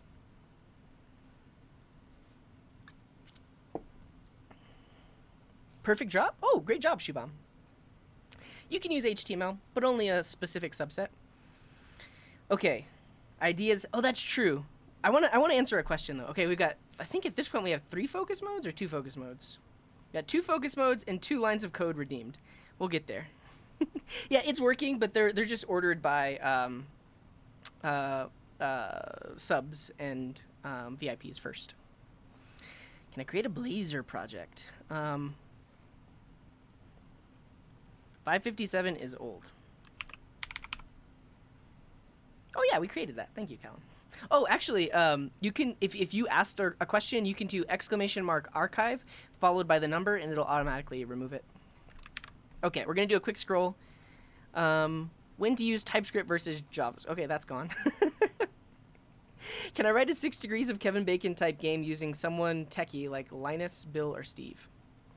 It'd be interesting. We'd have to find all of that information. Like, how are they related? Did they work in the same place? But that could be interesting. What's the best practice to retry failed XHR requests that failed because of a network request? Do I need to wrap all my requests with retries? So many points of failure when building with multiple microservices. Yeah, the quick answer is pretty much you should be retrying, but you can wrap it in a general purpose retry request handler. So instead of just using a bare Axios request, and I think Axios might even have a built-in way of doing this, where you can specify the number of times you want to retry something. That's my quick answer to that. Can we add Google Ads for Heroku? I want to assign a UUID to anonymous users. We allow non-registered users some API requests up to a certain limit. Shall I drop a Mongo object ID in local storage and check on every app refresh? You probably want to use JWTs. How do you limit the results of an API? Must it be done from the backend only? If on front end, how do I get the top end results with length in? How do you filter? Yeah, typically you would implement filtering on the back end. You can specify like how many to request and like what page of results. All right. I gotta find something interesting to code. I'll answer this really quick. I think absolutely. So like if you're looking for things to put on your resume, having a certification is something great to put on a resume. Now, that should not be the only thing on your resume, and you should have projects that can back up the fact that you know these things. But it's, yeah, put a certification on there for sure. It shows that you have initiative and you at least got that certification. That's my answer to that. Serverless deployment, Recoil.js, dynamic events. Type of null is object. Why is it a primitive? That's a good question. I mean, can we do like I guess we could do a quick, instead of like building something, I could do a quick lesson on like types in JavaScript. Does that sound interesting? That could be potential YouTube content, right? I'm a lone wolf. Change my mind. It's hard. The thing is, like, when you do things on your own, you don't have to worry about other people's opinions. Did I say that 45 minutes ago? JS types. Content. Content, please.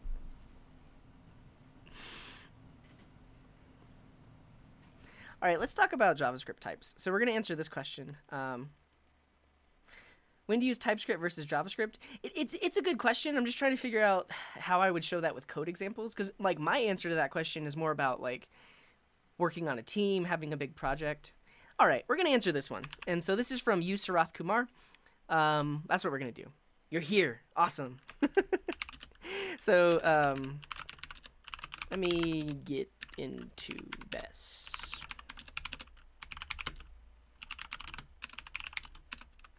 JavaScript types.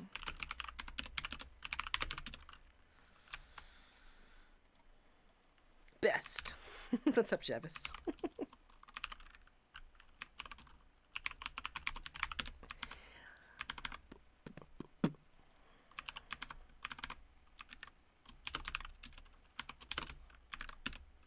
Yes.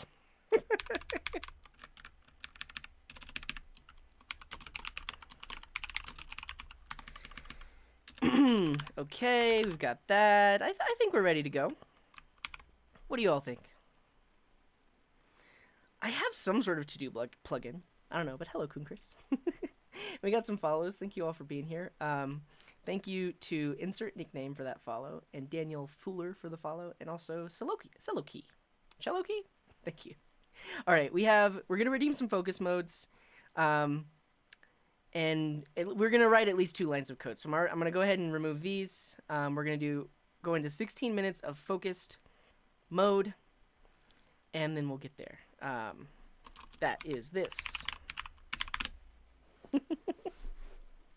Get ready for content. Who's ready for content?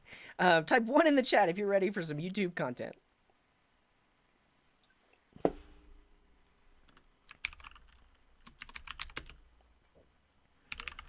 Nice.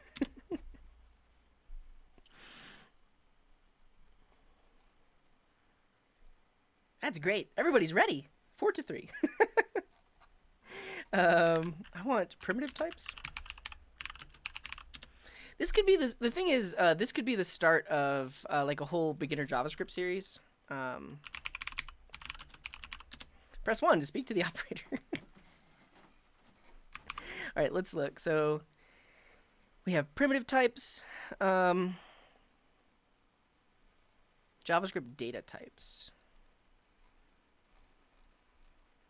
Yeah, this is a good article. Cool. And then I think I'll just open. Yeah, we'll use the console. It's gonna be great. Okay.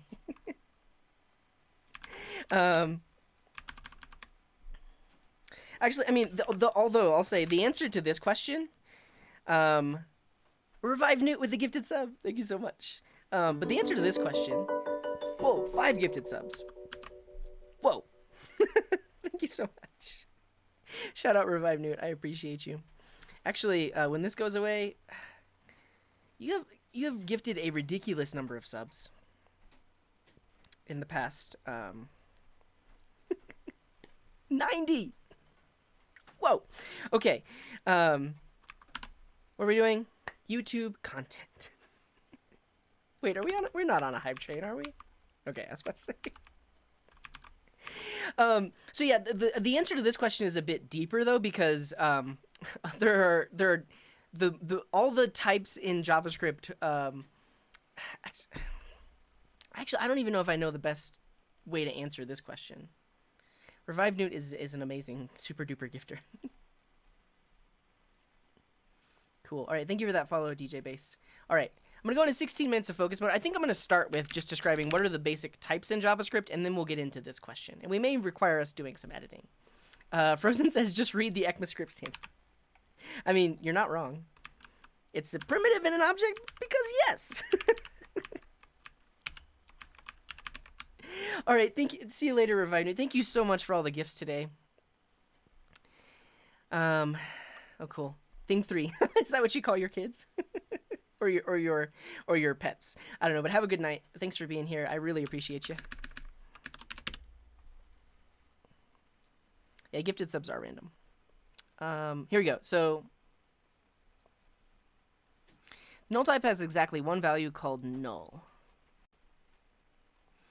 Actually, I think we can find something primitive object. Yeah, because this in particular is the we do need a content emote. I agree, but if you say type of null, that returns object. And actually, if we just look up the type of operator here in the ECMAScript standard, so what I'm looking at right now is literally the standard that describes the ECMAScript language, which is what JavaScript implements. So if we look at the type of operator here, does search work?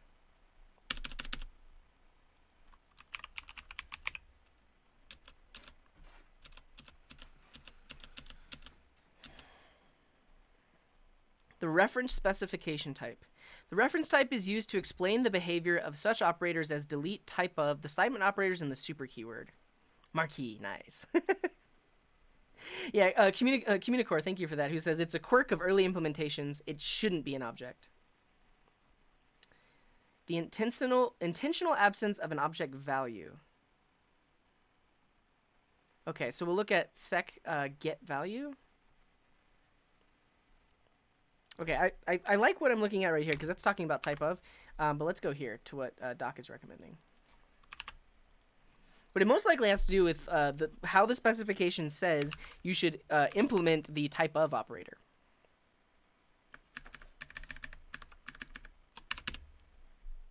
And thank you, Blue Nova, for that follow.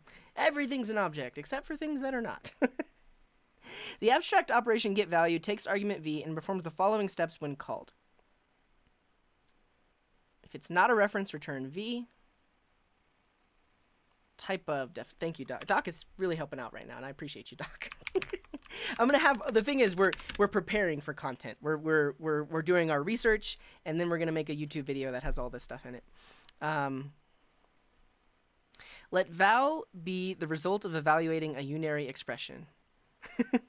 The thing is, if you nest marquees, it'll go faster and faster. If type of val is a reference, then if it's an unresolvable value, true, return undefined. Return a string according to table 35. So I think the answer to the question is the type of null is object because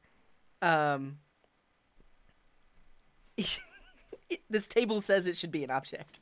And like someone mentioned earlier, like Communicore mentioned earlier, it's just a quirk of early JavaScript implementations.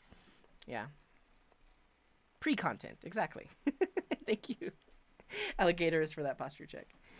Basically, the uncondensed YouTube video, just whenever you do it in the YouTube mode, and you can simply use AutoCutter. Yeah.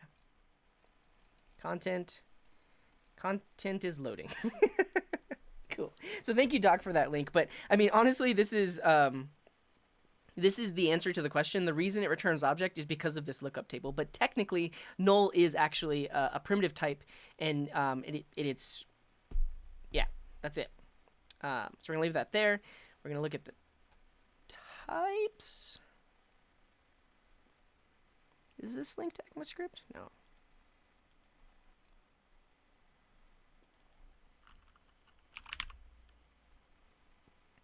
Okay.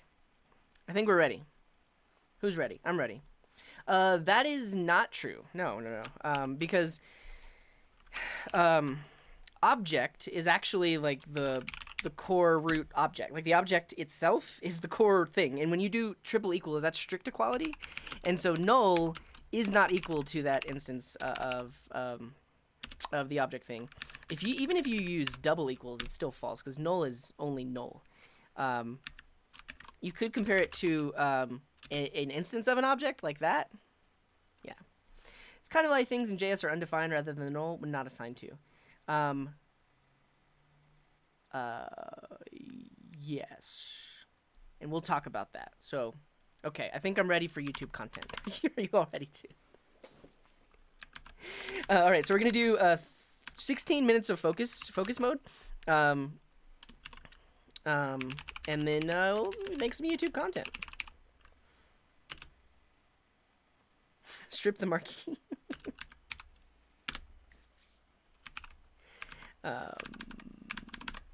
All right. So we have a question from Yusrath Kumar who says, type of null is object, but why is it said as a primitive type? It's a great question, and I will answer it. But before we answer it, I'm actually just going to do a quick rundown of what are types, what are the types in JavaScript, what does it mean to be a primitive type versus a reference type, and then we will get to the answer of this question. Content. Cool. So I will direct you to the Mozilla Developer Network. This is a fantastic resource for learning about JavaScript and other web development related things. But specifically what we're talking about here are data types and data structures. And this applies to pretty much any programming language that you work with. Right now we're talking about JavaScript, but excuse me, every other language has types as well. It's one thing to mention that in JavaScript we have dynamic typing, meaning you can create a variable and put whatever type of value inside of it. But let's talk about the types first. And there are two different types of types. The first type is primitive type. Let's take a quick stretch.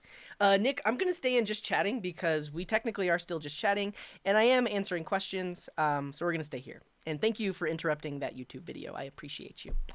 Or this YouTube video. It will be a YouTube video.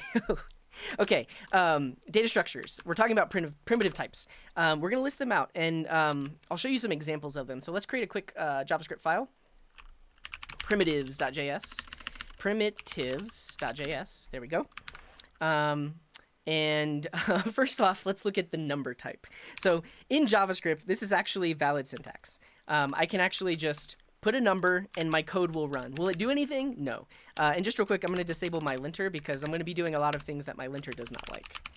So this is valid JavaScript code, but this represents a number. You can have any kind of numbers. You can have numbers without decimals, numbers with decimals.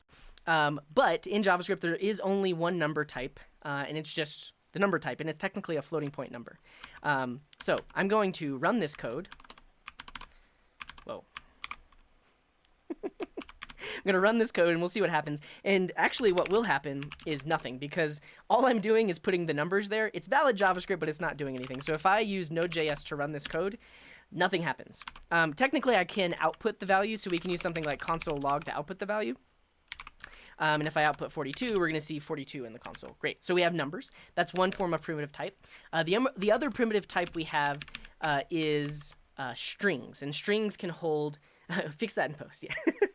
Strings can hold like text, sentences, words, letters, that kind of thing. In JavaScript, it's valid to write strings as either with double quotes. So I could do something like hello. You can also use... single quotes. You can also use double quotes. Both of these in JavaScript are exactly the same. The only difference is a preference on whether you use single quotes or double quotes.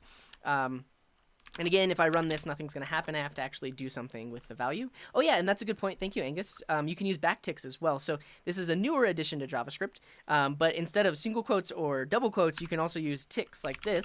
There are more implications here. It gets a little more complex because we can start to insert variables and do different things like that. But for the most part, these are the three different ways to write a string. For this specific case, where I just need a string that has the word hello inside of it, these are all essentially doing exactly the same thing. Like I said, there are more implications with the backticks, but we can also output this to the console like that. And hello is not a function. Oh, so here's the thing. As you can see in my code right now, I'm not using semicolons. However, when I wrote my code this way, it actually, because I didn't use semicolons, it interpreted this line like this. And again, because of the special things that I digress. Just put a semicolon there so JavaScript knows what we're doing. There we go. So we have numbers, we have strings, we also have booleans. So booleans can have can be either true or false. And that's exactly how you write them. Notice there's no quotes or anything like that. We just have those, and I can log them out just like this. Beautiful. What else? So we have strings, numbers, booleans. We'll talk about null. So null is the absence of a value. And I'll show you some examples in a second, but typically in JavaScript, to get the value null, you have to explicitly set something to be null. So nothing ever starts off as null. You have to tell it to be null. And I'll talk about that and show you the differences, but we have null. You can see when I log it out, nothing happens. It's just empty, and that's fine. The other value we have is undefined. And undefined is different from null because if you were to create variables, those start off as undefined until you actually put a value inside of them. And so if we log undefined, we're also going to see nothing in the console. So undefined and null are similar in that they mean nothing, but they're used in different cases. Null is explicitly the absence of a value. Undefined is when a variable doesn't have a value. And I'll show you some examples of that in a second. Undefined is defined as being undefined. Cool, so we have numbers, strings, booleans, null, undefined, and what am I missing? Symbols. I'm actually not going to talk about symbols, mainly because in most basic programs you don't really use symbols, but just know that symbol is also a primitive type. And then there's also a big int. I guess I can talk about big int. The only thing is it's fairly new, and like I mentioned, for the most part in JavaScript, we just use these floating point numbers. But if you really want to write some code that's potentially more performant or just works with integers instead of floating point numbers, you technically can use a big int, but it's not that popular, or not that common, at least in regular plain old code. So actually, I'm not even going to talk about that either. But these are, yeah, they are very. It allows you to store very large numbers because there's actually a limit on the size of numbers that you can store inside of regular plain old JavaScript numbers. Okay, so we've got those. We talked about null. Let's see. And that's it. So as far as primitive types, these are the primitive types in JavaScript, and it's pretty amazing what you can do with just these primitive types. Like with just these things, strings, numbers, booleans, null, undefined, you can write some amazing programs. You can write things that do amazing things with just these basic types. And the same thing applies to most programming languages, is using the basic types. Now, beyond the primitives, there are objects or reference types. So let's call these reference types. And the one type of reference type in JavaScript is the object. You represent an object like this, empty curly braces. And an object allows you to create things that have keys and values. Right now, this is just an empty object. It has no keys and values. We can log another instance of that object. And if we run this code, we get an empty object. So that's great. What more can I say about this? Yeah, you can do cool things. Like I can create an object that has like a name, CJ, and then if we log out, well, actually, let's just define it in line here. And if I log this out, we're going to see an object with the name CJ. So you can add keys and values. In this case, the key is name. The value is CJ. There's a lot of other things you can do, but this is our reference type. And it's interesting to note that every other type in JavaScript is basically just some kind of object. So even when we talk about arrays, so whenever I create an array allows you to create a list of values. So if I have like the value 42 and the value 13 and the value 7 and the value 99, I can store all of those values in an array, and then I can use those, or like we can log it out. So we get those values. However, behind the scenes, it's basically just an object, and if you think about it, well, not if you think about it, because you may not know you could do this, but let's say I want to access a specific thing in the list, you use this notation. So let's say I want to access the first thing in the list, I say bracket 0, and that next one should just log 42, right? But that's kind of the same thing as creating an object where the key is 0 and the value is 42, right?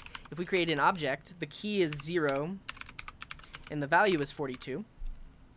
And if we technically wanted to log the key at 0, I could do something like this. So this is weird syntax, but all that to say that behind the scenes, arrays are just objects too.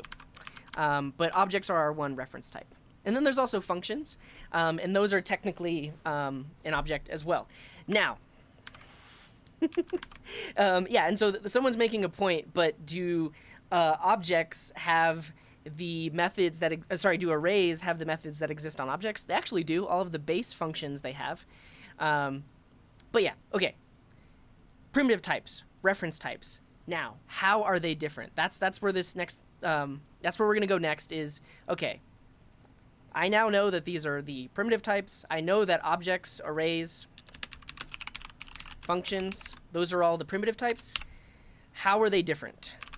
To show that, I'm going to start writing some functions. How are they different? Let's also disable my linter here as well, because we're doing bad things. So let's say I have a function called add, and add takes in two values, a and b. And what should that function do? It should add those two numbers together. So let's say this is going to return a plus b. So this function returns the sum of two values. Now, if you're watching this video and you don't know about primitive and reference types, you're probably new to functions. I don't know, we're jumping all around. But let's say I want to actually use the code inside of this function. That means I have to invoke the function. So what I can do is I can say add 21 and 21. And what this will do is this will run the code inside of here to add the two numbers together and return the value. So let's just log that output. The School of CJ. So if I log this, what should I get? Type it in the chat right now. What should I get when I run this code?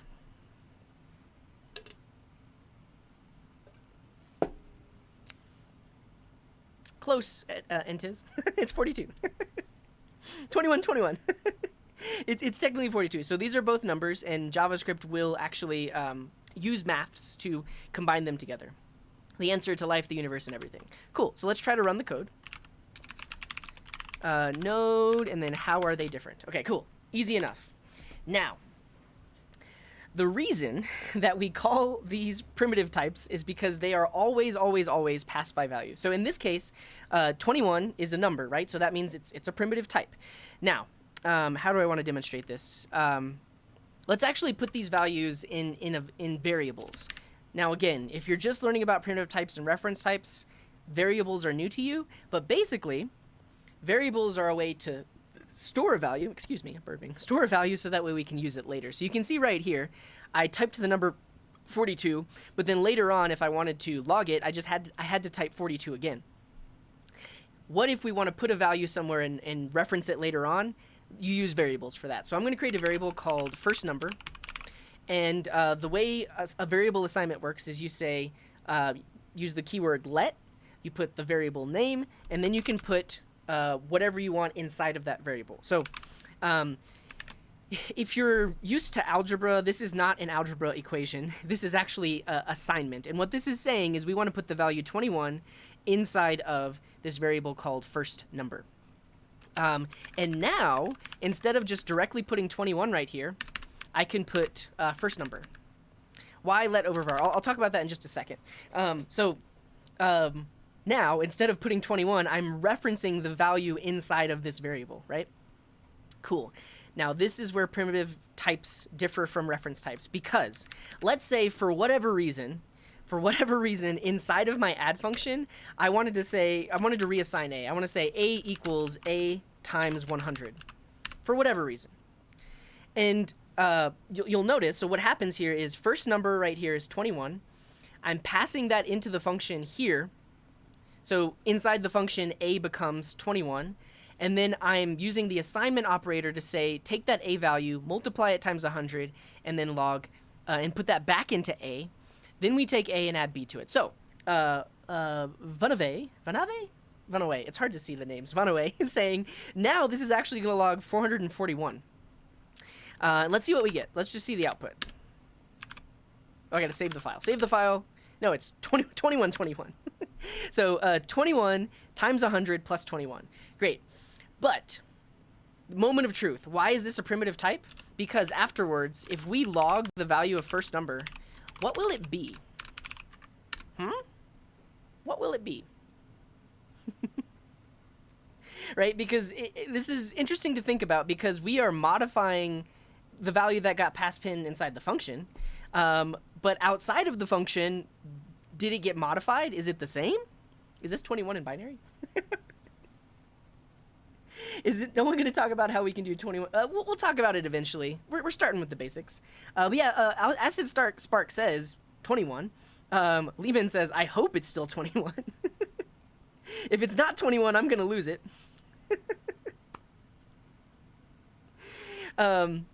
It should be 21, and this is one of the attributes of being a primitive value in JavaScript, is that they are passed by value. You cannot pass the reference to a primitive value. So if we do this, afterwards, that first number variable is still 21. So even though we modified A inside of here, outside, it's still the original value.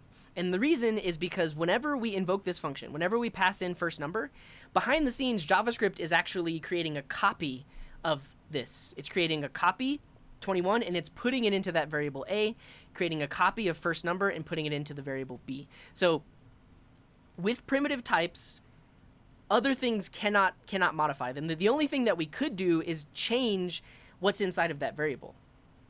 Exactly. So what V is saying is you could say like value dot some property equals something. Quick stretch. All right, so this is primitive types are passed by value. That's one thing to note here. Primitive types are passed by value. Primitive types are immutable.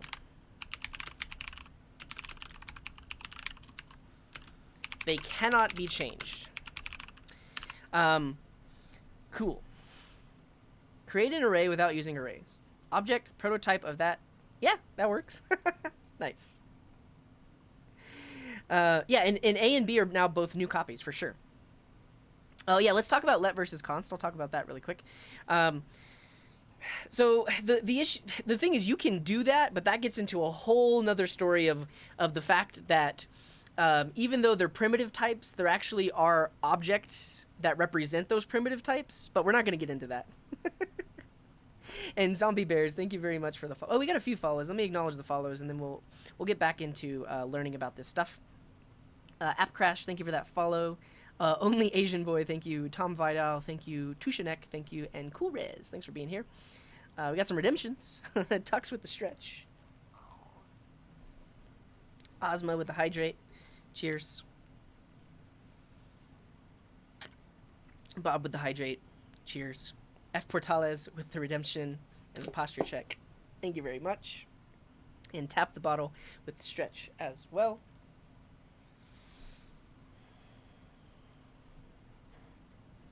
Float versus float. ECMA reference types are ordinary objects, function objects, exotic objects. Yeah. David, thank you very much for those 10 bits.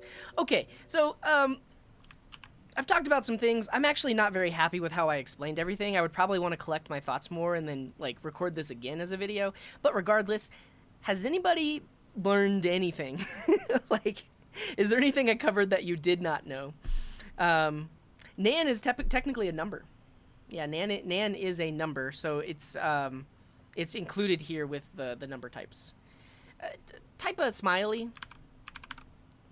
I learned that 21 plus 21 is not 21, 21. Cool, and actually, I'll talk about that next. So here, this is where I want to go with this. So we want to talk about var versus let. We want to talk about like string concat versus number addition, and potentially also talk about type coercion. There's a lot of places to go. I am not a number. Step-by-step eval of null. I like that. So if you would pass an object and change a value of that object, would the object outside the function get changed in JavaScript? Yes. And that's actually what I do want to show next before we talk about all these other things. Wolfie, thank you for that posture check. Refreshers are always good. Nice. Yeah. And actually, like, technically, this should have been a const because I'm not reassigning it, but I don't want to get in the weeds here of all that. Yeah, it's I don't like using the word mutable because technically a const variable is, if you put an object in it, you can mutate the object. Let is reassignable, and const is not reassignable. And David has a fun thing that we can talk about, like what happens here. Okay, so before I get onto all those things, now I want to talk about reference types. So we talked about primitive types, they get passed by value. Reference types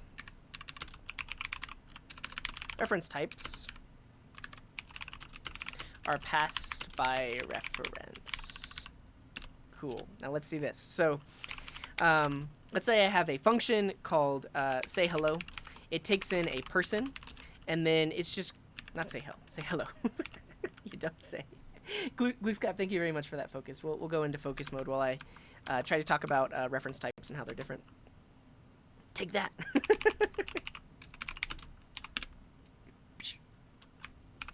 All right, so now we're going to talk about reference types. I'm going to have this function called say hello. It takes a person, and then let's say it just returns hello person.name. Something like that. So this function is going to take in a person, which is going to be an object, and it's just going to return a string that has that person's name inside of it. So if I want to use this, I can create an object called CJ. CJ can have a name, which is the string CJ. And then now we're going to pass this object into this function, say hello. So say hello, CJ. Now, that returns a value, so we can put that in a variable called like greeting. And then we can log that resulting value. So let's just log greeting like this. So what should happen is, this is the function definition. We then define an object. We then call the function with this object. Inside the function, it's going to return a string. The return value here is going to be stored in the variable greeting. And then we're going to log the variable greeting out there. Let's see what happens. Hello, CJ. Great work. Now, where this is different, and what somebody had mentioned in the chat, is if we were to modify person inside of this function, we're actually modifying the reference to it. So if I say person.name, for whatever reason, equals Alka, now it should return hello Alka, right? Because we're inside the function. However, if I log the CJ object before and after, we're going to see some interesting behavior. So let's do it. So before we call the function, the object has the name CJ inside of it. We call the function, it gives us back hello Alka, but afterwards, outside of the function, whenever we log CJ, the name has been changed to Alka. Yeah. And thank you, Leichi. Have a good evening. Yeah, they are definitely a gotcha. I need to collect my thoughts on all of this, because there's definitely a better way to structure this and teach it. I will say, this is not going to be YouTube content. This is a precursor for my preparation for creating YouTube content. Lehman says, I'm not sure if I like that behavior. The thing is, you just have to know that it happens. Yeah. What if you do person equals that inside the function? Since variable is holding a reference, would you overwrite the reference to the original variable? No, because those are it's technically a different scope. So basically what's happening is, when I invoke this function, the value of CJ is being, a person is now pointing to the reference that is this object. And actually, I'm gonna get a whiteboard. I'm going to explain this code on a whiteboard in just a second. But basically, this is it's pointing to the object. And then when I call the function, now person is pointing to that same object. But when you do a redeclaration, when you say person equals that, it's now the person variable is now pointing to a new object. So when you overwrite the value, and this right here, you're not overwriting the CJ variable, because CJ is still pointed at that old object. So if we do this, CJ is going to remain the same, because inside the function, we pointed that variable to a new place, and then modified that. But outside the function, it's still the same thing. Great question, though. Yeah. Sad content noises. Yeah, for sure. You don't know JavaScript yet is a really good book for this. Const does not equal const. Yeah, so const const means it cannot be reassigned. And I'll talk really quick just about let versus const.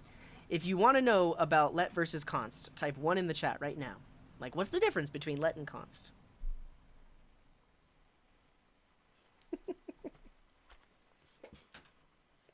One. Good enough for me.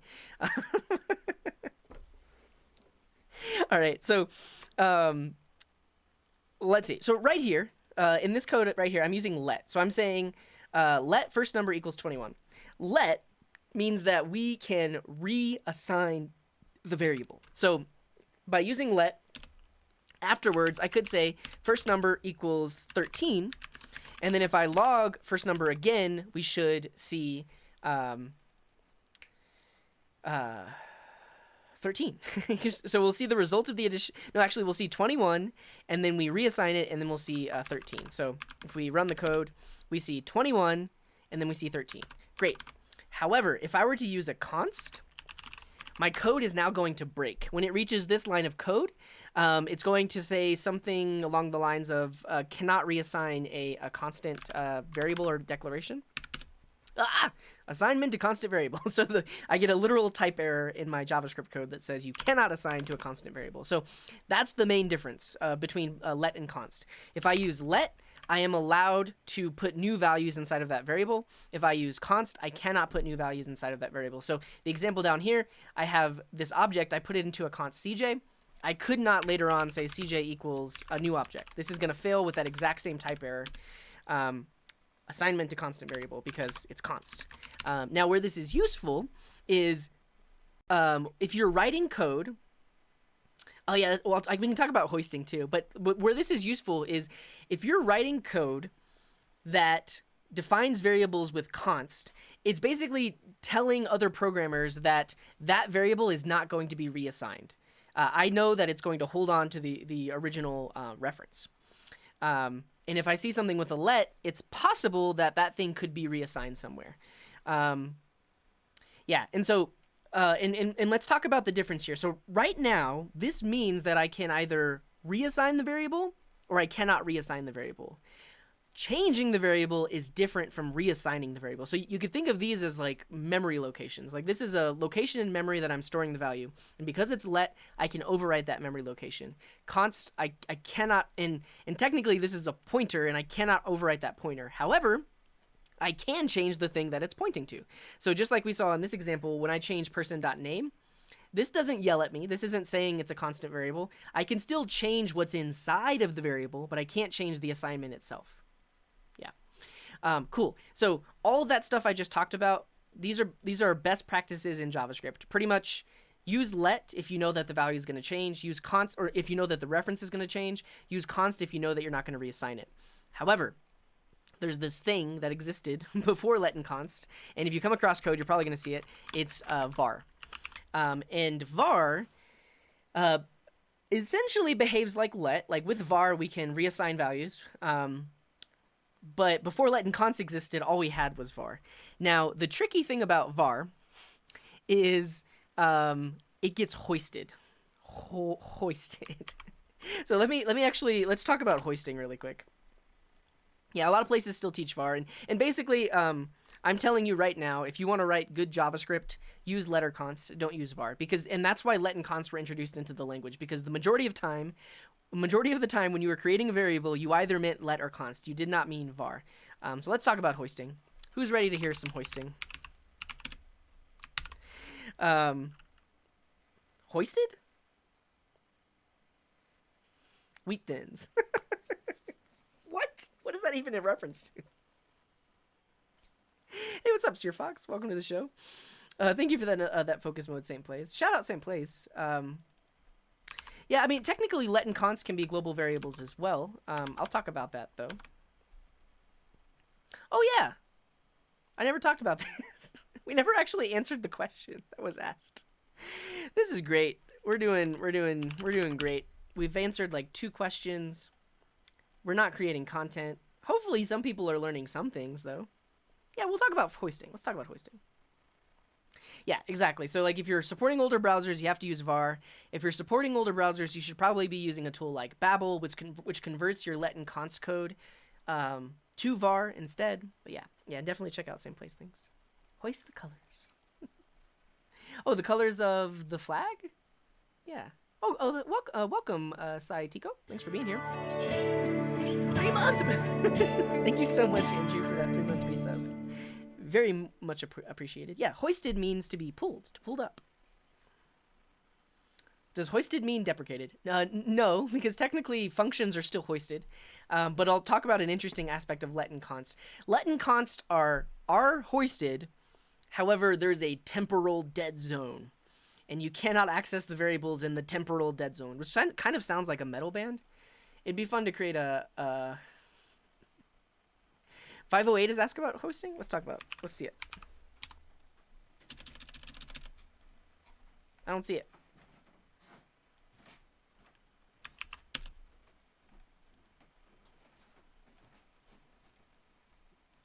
Is the site broken? The site might actually be broken right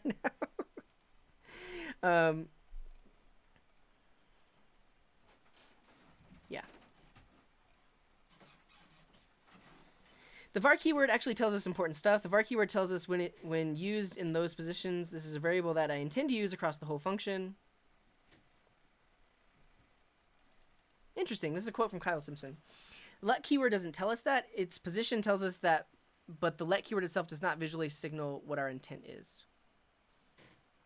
I might actually disagree with this. Like when I see a let variable, I know that it can only be accessed below where that variable is defined. In terms of scope, I know that that variable will can be reassigned, and I know that I couldn't reassign it before it was declared with let. I don't know if that differs with what's being said there. 580. What is hoisting in JavaScript, and why would someone use it? Oh, that's great. Thank you, Alex, for asking this question. I realize you might actually be here right now, but we're still talking about it. Oh, nice, sweet T-Stream. Thanks for being here. I'm glad we could keep you company. Class is not hoisted, which is odd to me. Yeah, and I compare it to something like const because I don't think you can reassign a class declaration, which is very similar to const. And const, I mean, they're hoisted, but they're not accessible above where they are temporal z-tone. Yeah, so, and actually, let me talk about ustrict. Thank you, Just a Viewer, for making that comment. I am distracted. Prefer let and const over var unless you're coding a backward browser-compatible code. Or a 1K code challenge. Nice. Front-end masters. I believe Kyle Simpson has a course on there. But yeah. And Puffy, thank you for that follow. Yeah, Kyle Simpson is awesome. I totally agree. Variable shadowing. Yeah, there's a lot we should talk about. I don't know. I need to collect my thoughts on all of this and like organize it. Yeah. We're going to talk about hoisting. We're going to get there. Not hoist and sauce. But hoisting. Oh, you're very welcome, Ashik. Yeah. And yeah. And thank you to Ben Gold for that follow and Katiko for the follow. Do we have a focus mode? Oh no. I was going to mention this. We didn't even get to the answer of the question that was asked. I guess that's okay. People are still interested in what I'm talking about, so I don't know. Raphael, thank you for the posture check.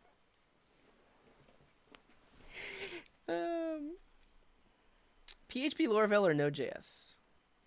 It's up to you. I mean, if you already know front-end JavaScript, Node.js might be a little bit easier to pick up. Yeah, you know what I really want to draw some diagrams, because that absolutely helps define what's happening with hoisting. I think we have a focus mode though, don't we? We have at least 8 minutes of focus mode. Hey, don't do that. We try to keep this pretty family friendly here. Focus start 8. All right. Code a whiteboard app in 1 hour. I guess we could. We always get sidetracked here. Let's talk about hoisting. So in JavaScript, there's this concept of hoisting which deals with your variables, where you define your variables and how you access them and what their values are before you use them. So we're actually going to start off with var. So I'm going to create a var answer, and I'm going to set that value to 42.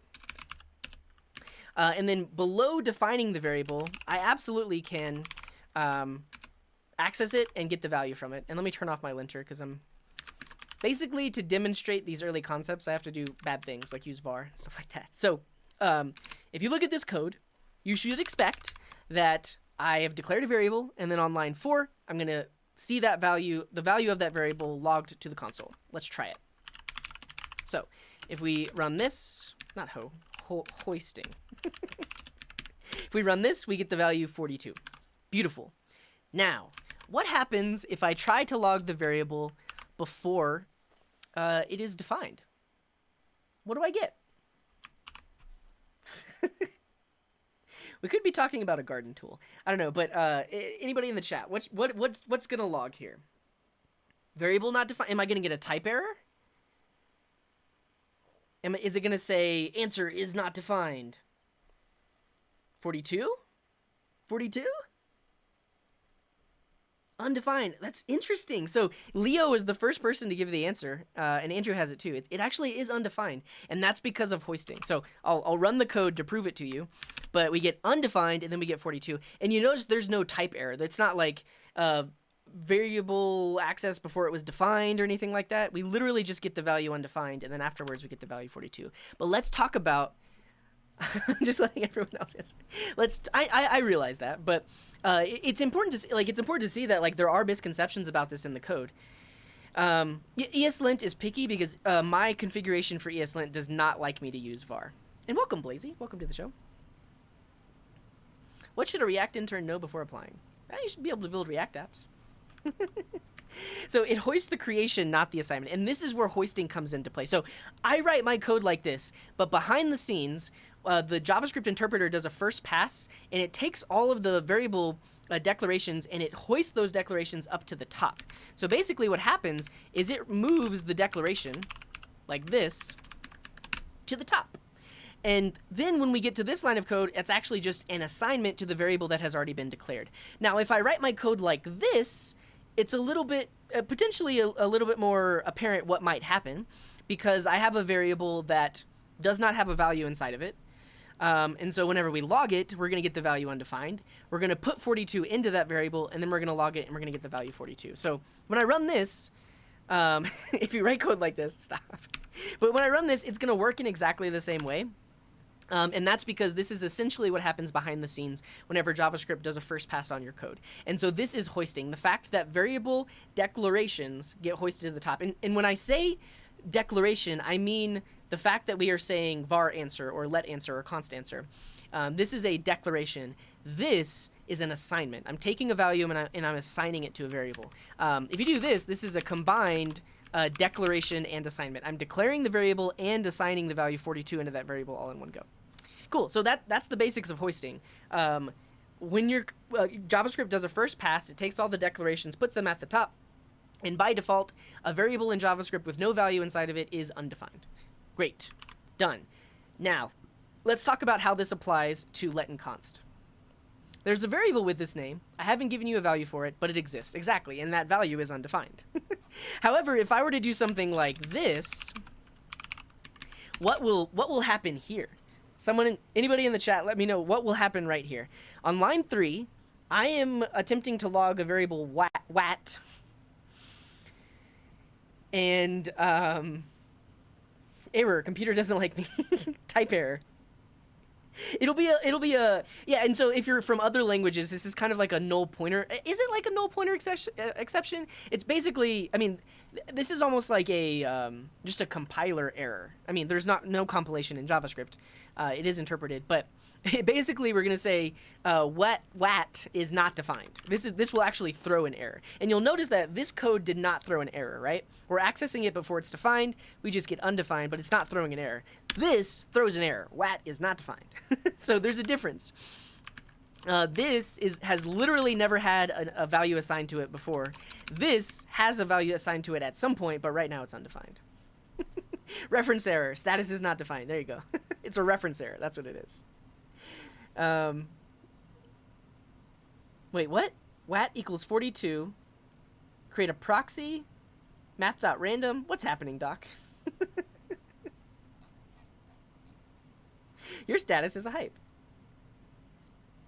Exactly. So Wolfie is saying using var can actually lead to undefined variables and hiding exceptions. And one thing I will show you, and this actually comes into the person that asked about strict mode, is this. What happens if I don't put var? What happens if I just write my code like this? Does anybody know?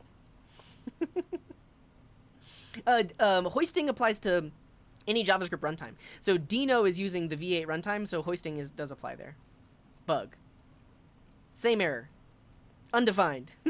Like, the thing is, you would expect that we get a that type error right here, but actually what happens is when I'm not in strict mode, JavaScript automatically just inserts the var keyword, and then it does the whole hoisting thing. So watch. I'm gonna run this code. Well, maybe not. Maybe I'm in. Maybe because I'm in Node, we actually are in strict mode by default. Yeah. The thing is, if I ran this in the browser, it would work. Does anyone know if like strict mode is enabled by default in Node. I think that's what's happening here. It depends, Nar. I mean, if you're really just building front-end websites, then probably not. Yeah, we'll talk about let and const in just a second. Does anybody know? I guess you're all Googling it just like I'm about to do, or searching it. Node.js strict mode.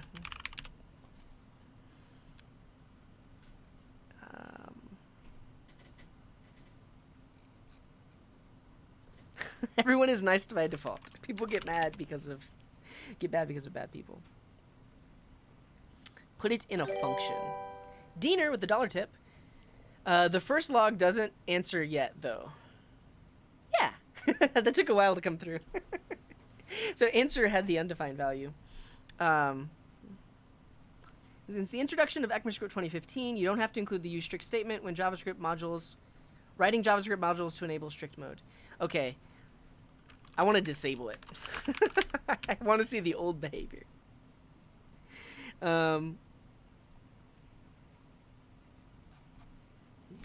Disable strict mode. No, you can't disable strict mode per function.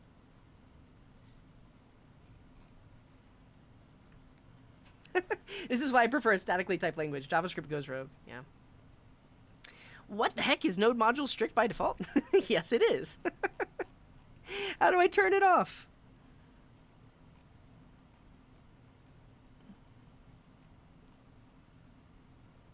I guess I can't turn it off, but I will say there's a package for removing use strict. Let's see. Remove unnecessary literals. No, okay, regardless. But what I'll say, put it in an iffy. Let's try it. If it's in a function, it behaves this way. Talking about all kinds of JavaScript things today. This is an immediately invoked function expression. What happens? Type error. And then if we use an actual function instead of an arrow function. I'm trying to write bad code and it won't let me. Yeah, it will not let me write bad code. Immediately invoked confusion. Okay, regardless, let's forget that we did that. I will tell you this. If I were to run this code in a web browser, what would happen is actually the same thing as if I were to write my code like this. And that's because without strict mode, JavaScript just assumes that you meant you meant to put var and it puts var for you. Yeah. So when I write my code like this, it essentially turns it into this. And the way to disable that in the browser is to use something called strict mode. So if at the top of your file, if you put this, that introduces... Do I need double quotes? What's this saying? Expected new line after strict mode. Single quotes. Use strict. You're right. There we go. Why is this complaining? Yeah, yes, lint is telling me use strict is unnecessary inside of modules. But regardless, if you put this at the top of your code that's running in the browser, it will not let you do this. It will basically say that answer is not defined. Yeah. Yeah, so let's talk about let and const. And just to answer just a viewer really quick, like technically that's not type coercion. So in JavaScript, the typing is dynamic. And so I actually can change the answer to be this. And this is not type coercion. This is just the fact that in JavaScript, variables can have any type inside of them. And that works. All right, let's talk about let and const. So that's var, right? When we write our code like this, technically we can access it before it actually was defined, and we get the value undefined. All right, what happens if we do this exact same thing with let? What am I gonna get? Your voice is perfect to listen to while cooking my food. Nice, Jer. Thanks for being here. Hopefully get some delicious food. Cannot access before initialization. That sounds like a good error message. 42. It's a little bit different. This is... So, let is hoisted, but there is a temporal dead zone. That's the thing I was talking about earlier. Let's see what the error is. Cannot access answer before initialization, right? And remember, like, this is different than the other one that said wat is not defined. Like, there is no variable called wat. This is telling us that there is a variable called answer, but you're using it before we actually initialized it. Yeah, so that's the thing with using let versus var. So when I do this, this is actually a better error, because technically, like, I shouldn't be able to access the variable before I define it, right? Like, to me, and this is why we don't use, this is why we don't use var, because if you write this code, instead of throwing an error, it just, like, silently fails with an undefined value. Whereas this code will fail with a straight up error, and it's like, hey, you probably don't want to do that. You're trying to access something before it's defined. Yeah. Is the temporal dead paradox thingy the same with const? Yep, exactly. So if I actually, I mean, and technically this can be a const. And so if I change it to a const, then I'm going to get that exact same error, cannot access answer before initialization. So can you catch that error? Yeah, you definitely can. Any error that is thrown can be caught. I'll say that. Or if we don't log it, it's just going to silently fail. Silence. But if we log it, we get the actual error. But yes, so let and const behave in a similar way. They cannot be accessed before they are initialized. However, behind the scenes, they technically are hoisted. So it's not accurate to say that they're not hoisted. They are hoisted. It's just JavaScript will prevent you from accessing them before they have a value inside of them. Nice! Yes! I'm glad you learned something, the Shibas. Cool. Silently fail, just like me. So that's let and const. They are hoisted with a default error. So, like, they're technically hoisted because otherwise, that if they weren't hoisted, this would be a different error, right? That would be the error when, like, let's see what error we get for wats, and because there are two different errors. This error is wat is not defined, right? And so that's the difference between being not defined versus being accessed before initialized. Yeah. Pre-authorize. And thank you for these follows. Who's here? Zethix, thank you for the follow. Legend of Warrior, thank you. And Lenora Porter, thank you as well. Hydrate, thank you very much, Jer, for that hydrate. And Diener with the posture check. Cool. Yeah, I kind of want to draw a diagram. And hello, Legend of Warrior. What's up, developer? I encourage you to rewind the stream. If you go to if you go to twitch.tv/codinggarden/videos, you can watch the VOD for this very live stream, and we talked about the basics of hoisting and what is hoisting right before you got here. And hello, Quim Vinicius and Francisco. Thank you for the hydrate as well. Cheers. Warhammer with the hydrate. The seedlings are channel points. So the more you watch, the more points you get, and then you can use those points to redeem certain things like hydrates or stretches and stuff like that. I've seen you use a whiteboard online. Oh, that was probably Lucidchart or Draw.io. And hello, Basifius. Welcome. What's up? Test. This board is not an image. It's real life. It's a camera on my desk pointed at a breadboard and an Arduino that's hooked up to Twitch chat, and people can control which LEDs are lit up. Oh, let's talk. Yeah, so let's talk about functions, because functions. This idea of hoisting comes into play for function declarations versus function expressions. Yeah. Oh, thank you, Kotiko. This is a carbonated beverage, so yerba mate carbonated beverage. What is currying? It's basically where you can return a function from a function and hold on to previous values that were passed into the previous function.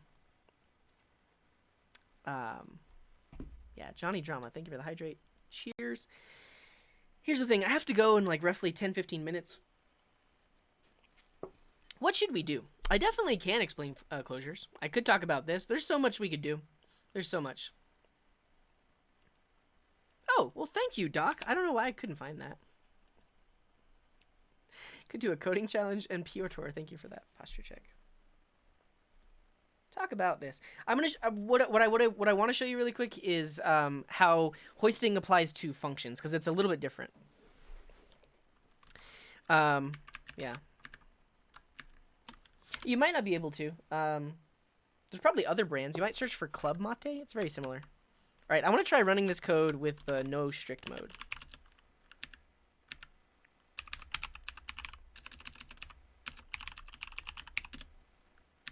Does this have to come before? Probably has to come before. Nope, didn't work. Did I do it wrong?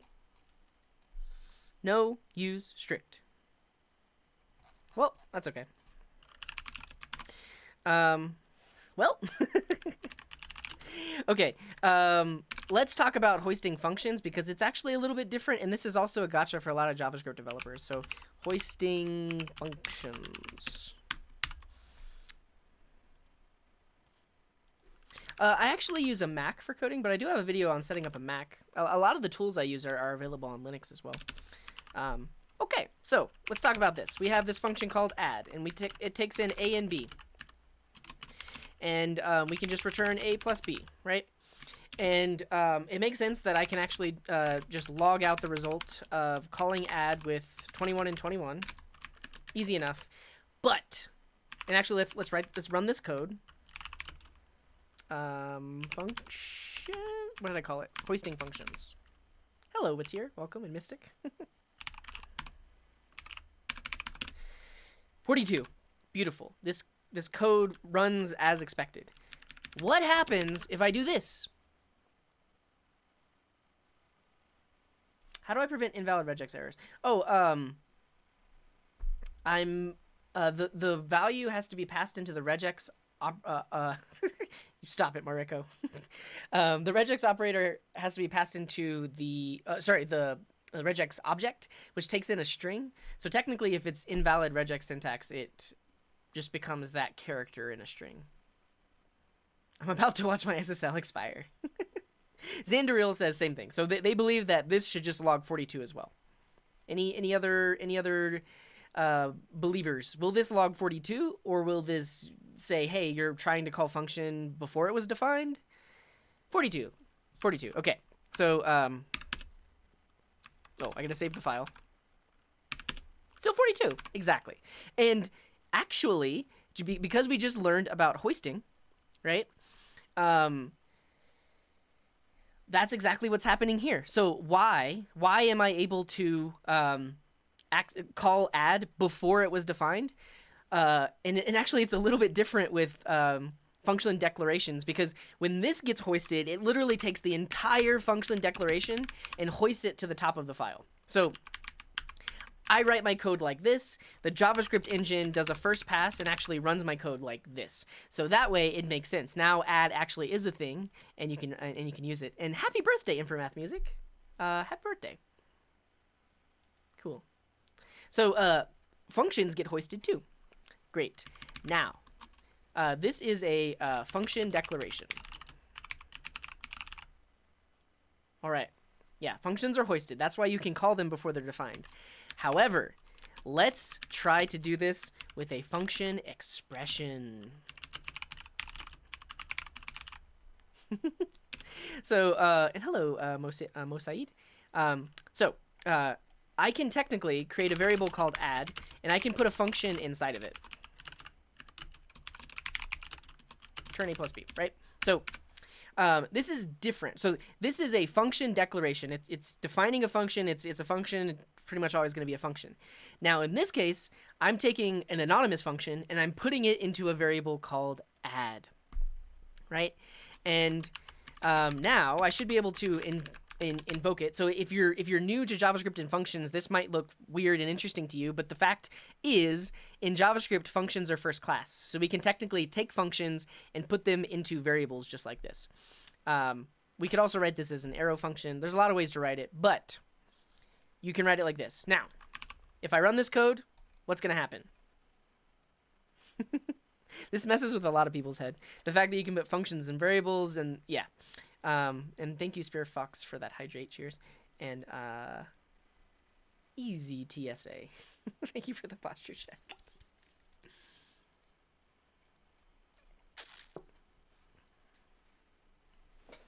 Yeah, no worries, Fubble. Thanks for dropping by.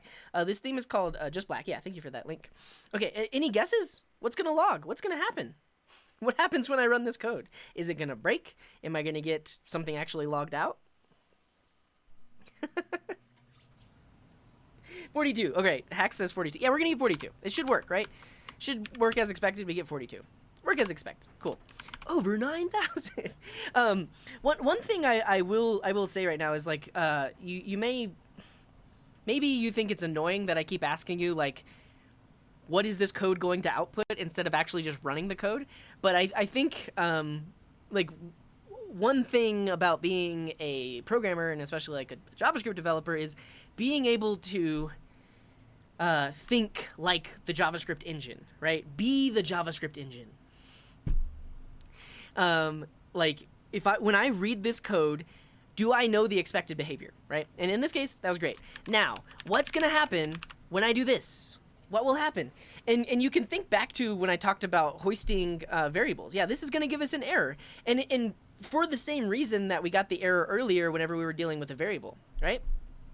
The code goes burr. So what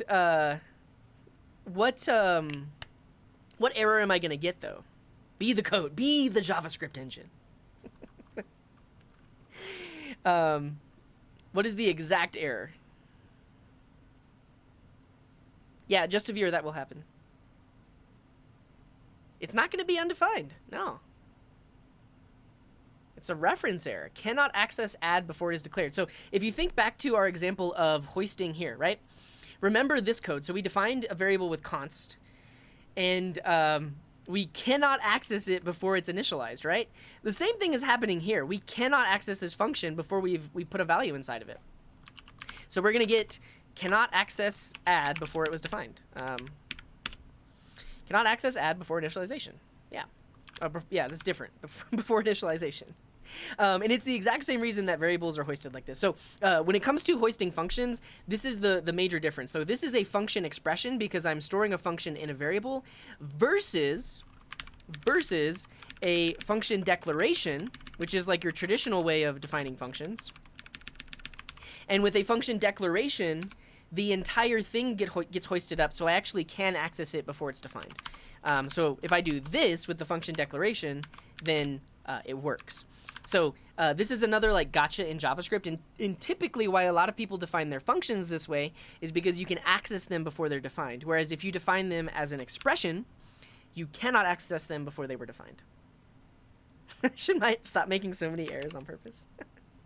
It's defined but not initialized, exactly. And that's the error you get with like const and let. Whereas, check it. What if I did this? Okay, and thank you to Barcool for that sub. Very much appreciated. Okay. All right, I'm using var, and I actually kind of have to go. I know there's a lot of other stuff we wanted to talk about, but I do have to go. So there we go. Hacks has it. So yeah, if your brain's still working, we get undefined, but it's a different error. Undefined is not a function, right? Because by using var, it's available before, but it actually has the value inside of it. And now we're trying to literally invoke undefined like it were a function, but it's not. So the error is going to be undefined is not a function. Or add is not a function.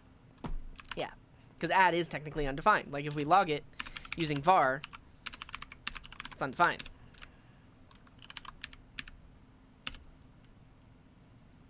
Undefined. Right there. Tom Freights, thank you very much for that hydrate. Cheers. Talk about this weird null check. All right, see you later, Neptikar. Thanks for being here. Yeah, and so it's not technically moved. It's hoisted to the top of the scope. I'll say that. Disconnected by par. What's that mean? At what point are automated testing frameworks necessary? Really, from the beginning. I mean, it depends on the kind of project, but it does make sense to write tests early on. And thank you to Val and Whittier and William Shakespeare. Thank you all for those follows. 13 odd things about JavaScript. Number 4 will amaze you. That could be the YouTube title for sure. In simple verbs, yeah.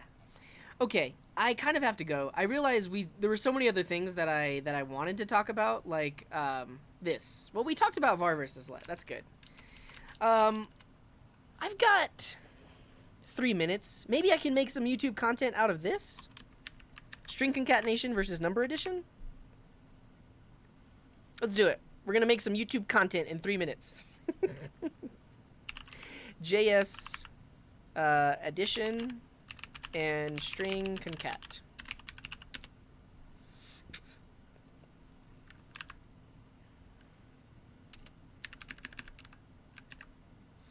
We didn't actually answer the... Well, actually, I mean, we did. So the original question was, type of null is an object, but why is it said to be a primitive type? It's a primitive type because just like numbers and strings and anything else that's primitive, it gets passed by value, not by reference. However, the reason the reason the type of is object is because this table says it is. That's why. The definition of the language says whenever we call type of on null, the result should be object. Content! All right. So we're going to talk about the basics of addition and string addition here.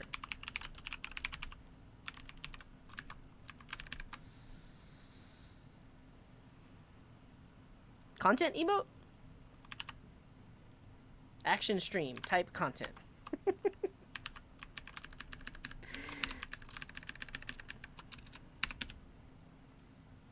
Content. That's pretty good, actually.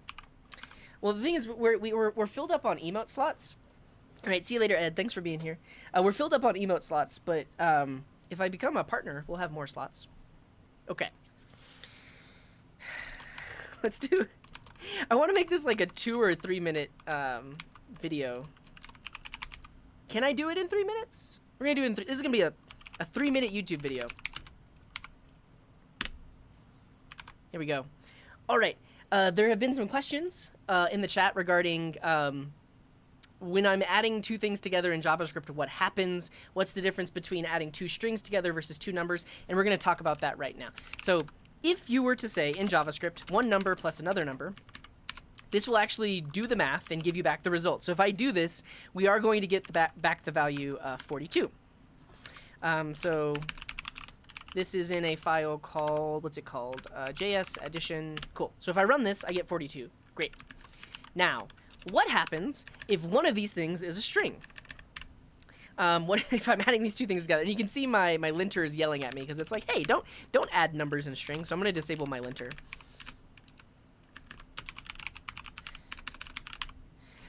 So adding 2 numbers together was fine. Adding 2 strings together. In most languages, this would give you a type error. It would just be like, hey, I don't know how to add numbers and strings together. Fix your code. In JavaScript, it's going to do what's called type coercion. So if we run this code, we're actually going to get 2121. And you'll notice it's not yellow, it's white, which means it's actually a string. So what happens is when JavaScript encounters addition between a number and a string, it coerces the number into a string and then does string concatenation. Because I didn't show this, but we also can do string concatenation. So if I say like hello plus world, that's actually just going to create a new string that's the combination of those 2 strings. And that works just fine, hello world. But when we try to add a number in a string, that's where type coercion kicks in. And type coercion, it sounds scary, but ultimately, there is a description of how the type coercion algorithm works in JavaScript. So you can read the ECMAScript standard, and it says, when the JavaScript engine encounters addition between a string and a number, the following steps should be performed. And basically, the first step is convert the number to a string and then perform string concatenation. Now, there's type coercion for a lot of other things. Like, you could try to add, I think you can try adding two booleans together. Yeah, that gives us back to value 2. So the type coercion algorithm says when I encounter an addition between booleans, I'm going to convert that boolean to a number. Yeah. Now, someone in the chat, I think it might have been David, who asked, what happens when we do this? And basically all of this is defined by the type coercion algorithm, but we're going to read this thing from left to right. I'm going to try to guess what happens, and if I'm right, I get a cookie. So string 2 plus string 2.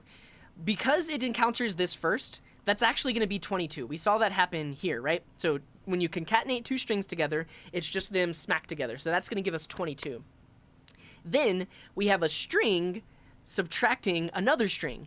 And the JavaScript coercion algorithm is going to say, hey, I don't know how to subtract strings. So ultimately what we're going to do is we're going to take this 22, convert it to a number, take this 2, convert it to a number, and then I have 22 minus 2. So my guess is that we're going to get 20, just like Q21 is saying, and probably other people in the chat. That's going to give us back 20. And it does. But like ultimately, you can read about the type coercion algorithm. You can read about what happens when different types are encountered. And this exists in JavaScript because JavaScript is a very beginner-friendly language. And the inventor of the JavaScript language thought, well, people might do things like this, whereas in other programming languages it just breaks. And in this case, JavaScript tries to work on your behalf to make it work. Cool. So type coercion is not scary. You just have to know what happens when different types are trying to be added together. It's great. Thank you for watching this video. Tune in on Twitch. You can join all these wonderful people and watch me live. All right, see you there. That's YouTube content, right? Is that content worthy? All right. And we'll see you later. Oh, not see you later. Thank you for the follow, Samel and Bear Cool and Gordo. Thank you all very much. Content! Well, thank you, Glooscap. I might have missed some things. Let me see really quick.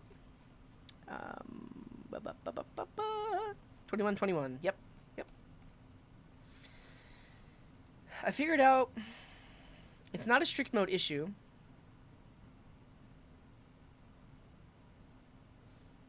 Oh. Okay, and that's strictly to do with the fact that we're inside of a module. That makes sense. I get a cookie. Yeah, I'm gonna go eat a cookie right now. I got it right. Wolfie says, string concatenation in Java is beautiful. Hello plus world will get a new string hello plus new string hello. Yeah, and it gets tricky when you're adding multiple, then you need string builders and stuff like that. All that stuff. Cool. Content. Welcome, Cheshire Cat. Thanks for being here. We're about to head out, but I appreciate you for dropping by. Yeah, and exactly. So the thing is, like, check this out. If I remove my linter disable, my linter is going to tell me, hey, well, for one, it prefers that I use template literals over string concatenation. This is going to say, and this is telling me that we're using, behind the scenes, this string concatenation is going to happen. Yeah, basically my linter is saying weird things could happen. Are you sure you want to do this? And if you use TypeScript, it won't let you do this at all. Like in TypeScript, you cannot add a string and a number unless you disable the type checker. Substring. I have to go, but substring basically just means a section of a string. And thank you for that follow, Cheshire Cat. And Bimoturgeon, thanks for being here. It's true, I would have eaten a cookie anyways. Oh, thank you, Bimoturgeon, thanks for being here. Very cool. Bonus content. Okay, I think that's it. This was a weird stream. We talked a lot. I only answered like 3 questions, and then we got on this diversion of talking about like the basics of JavaScript. I don't know if any of that was even useful. I appreciate you all for being here, though. They do. Yeah. C is for CJ. That's good enough for me. C is for Cookie. That's good enough for me. Okay, we're going to raid someone, so stick around for that raid.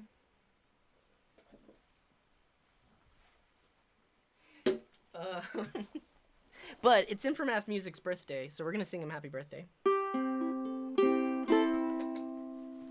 The theme is called Just Black. Cookie Monster's real... Is that true, the real Pygon? I don't know if... I do not know. I do not know if I can believe that. Oh wait, I don't have a ukulele tuner. Oh no. I gotta get a ukulele tuner. Just give me a second. It sounds kind of in tune. Facts.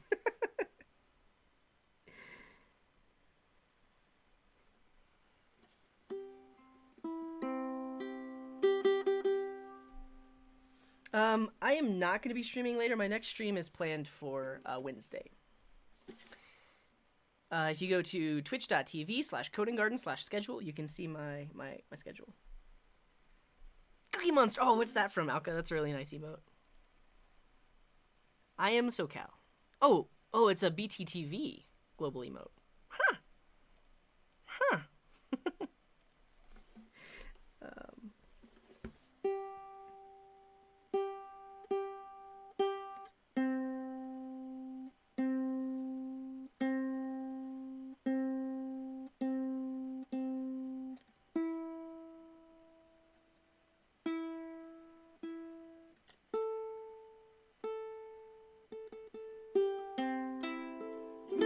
Creeping on yourself? What?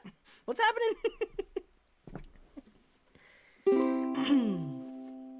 Happy birthday to you. Happy birthday to you.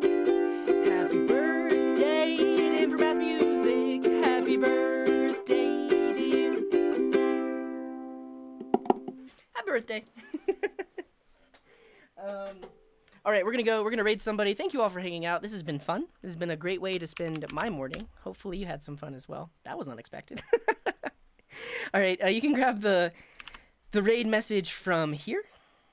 Okay, I'll check out that content emote afterwards. Let's go ahead and add it to the raid message. We're gonna say coding garden raid, like this. This is your raid message. It's a pretty good raid message. And if you're not a sub, you can use this raid message, which uses emojis, which is anybody can use. Anybody's allowed to use emojis. Nice, there you go, Coding Garden Raid.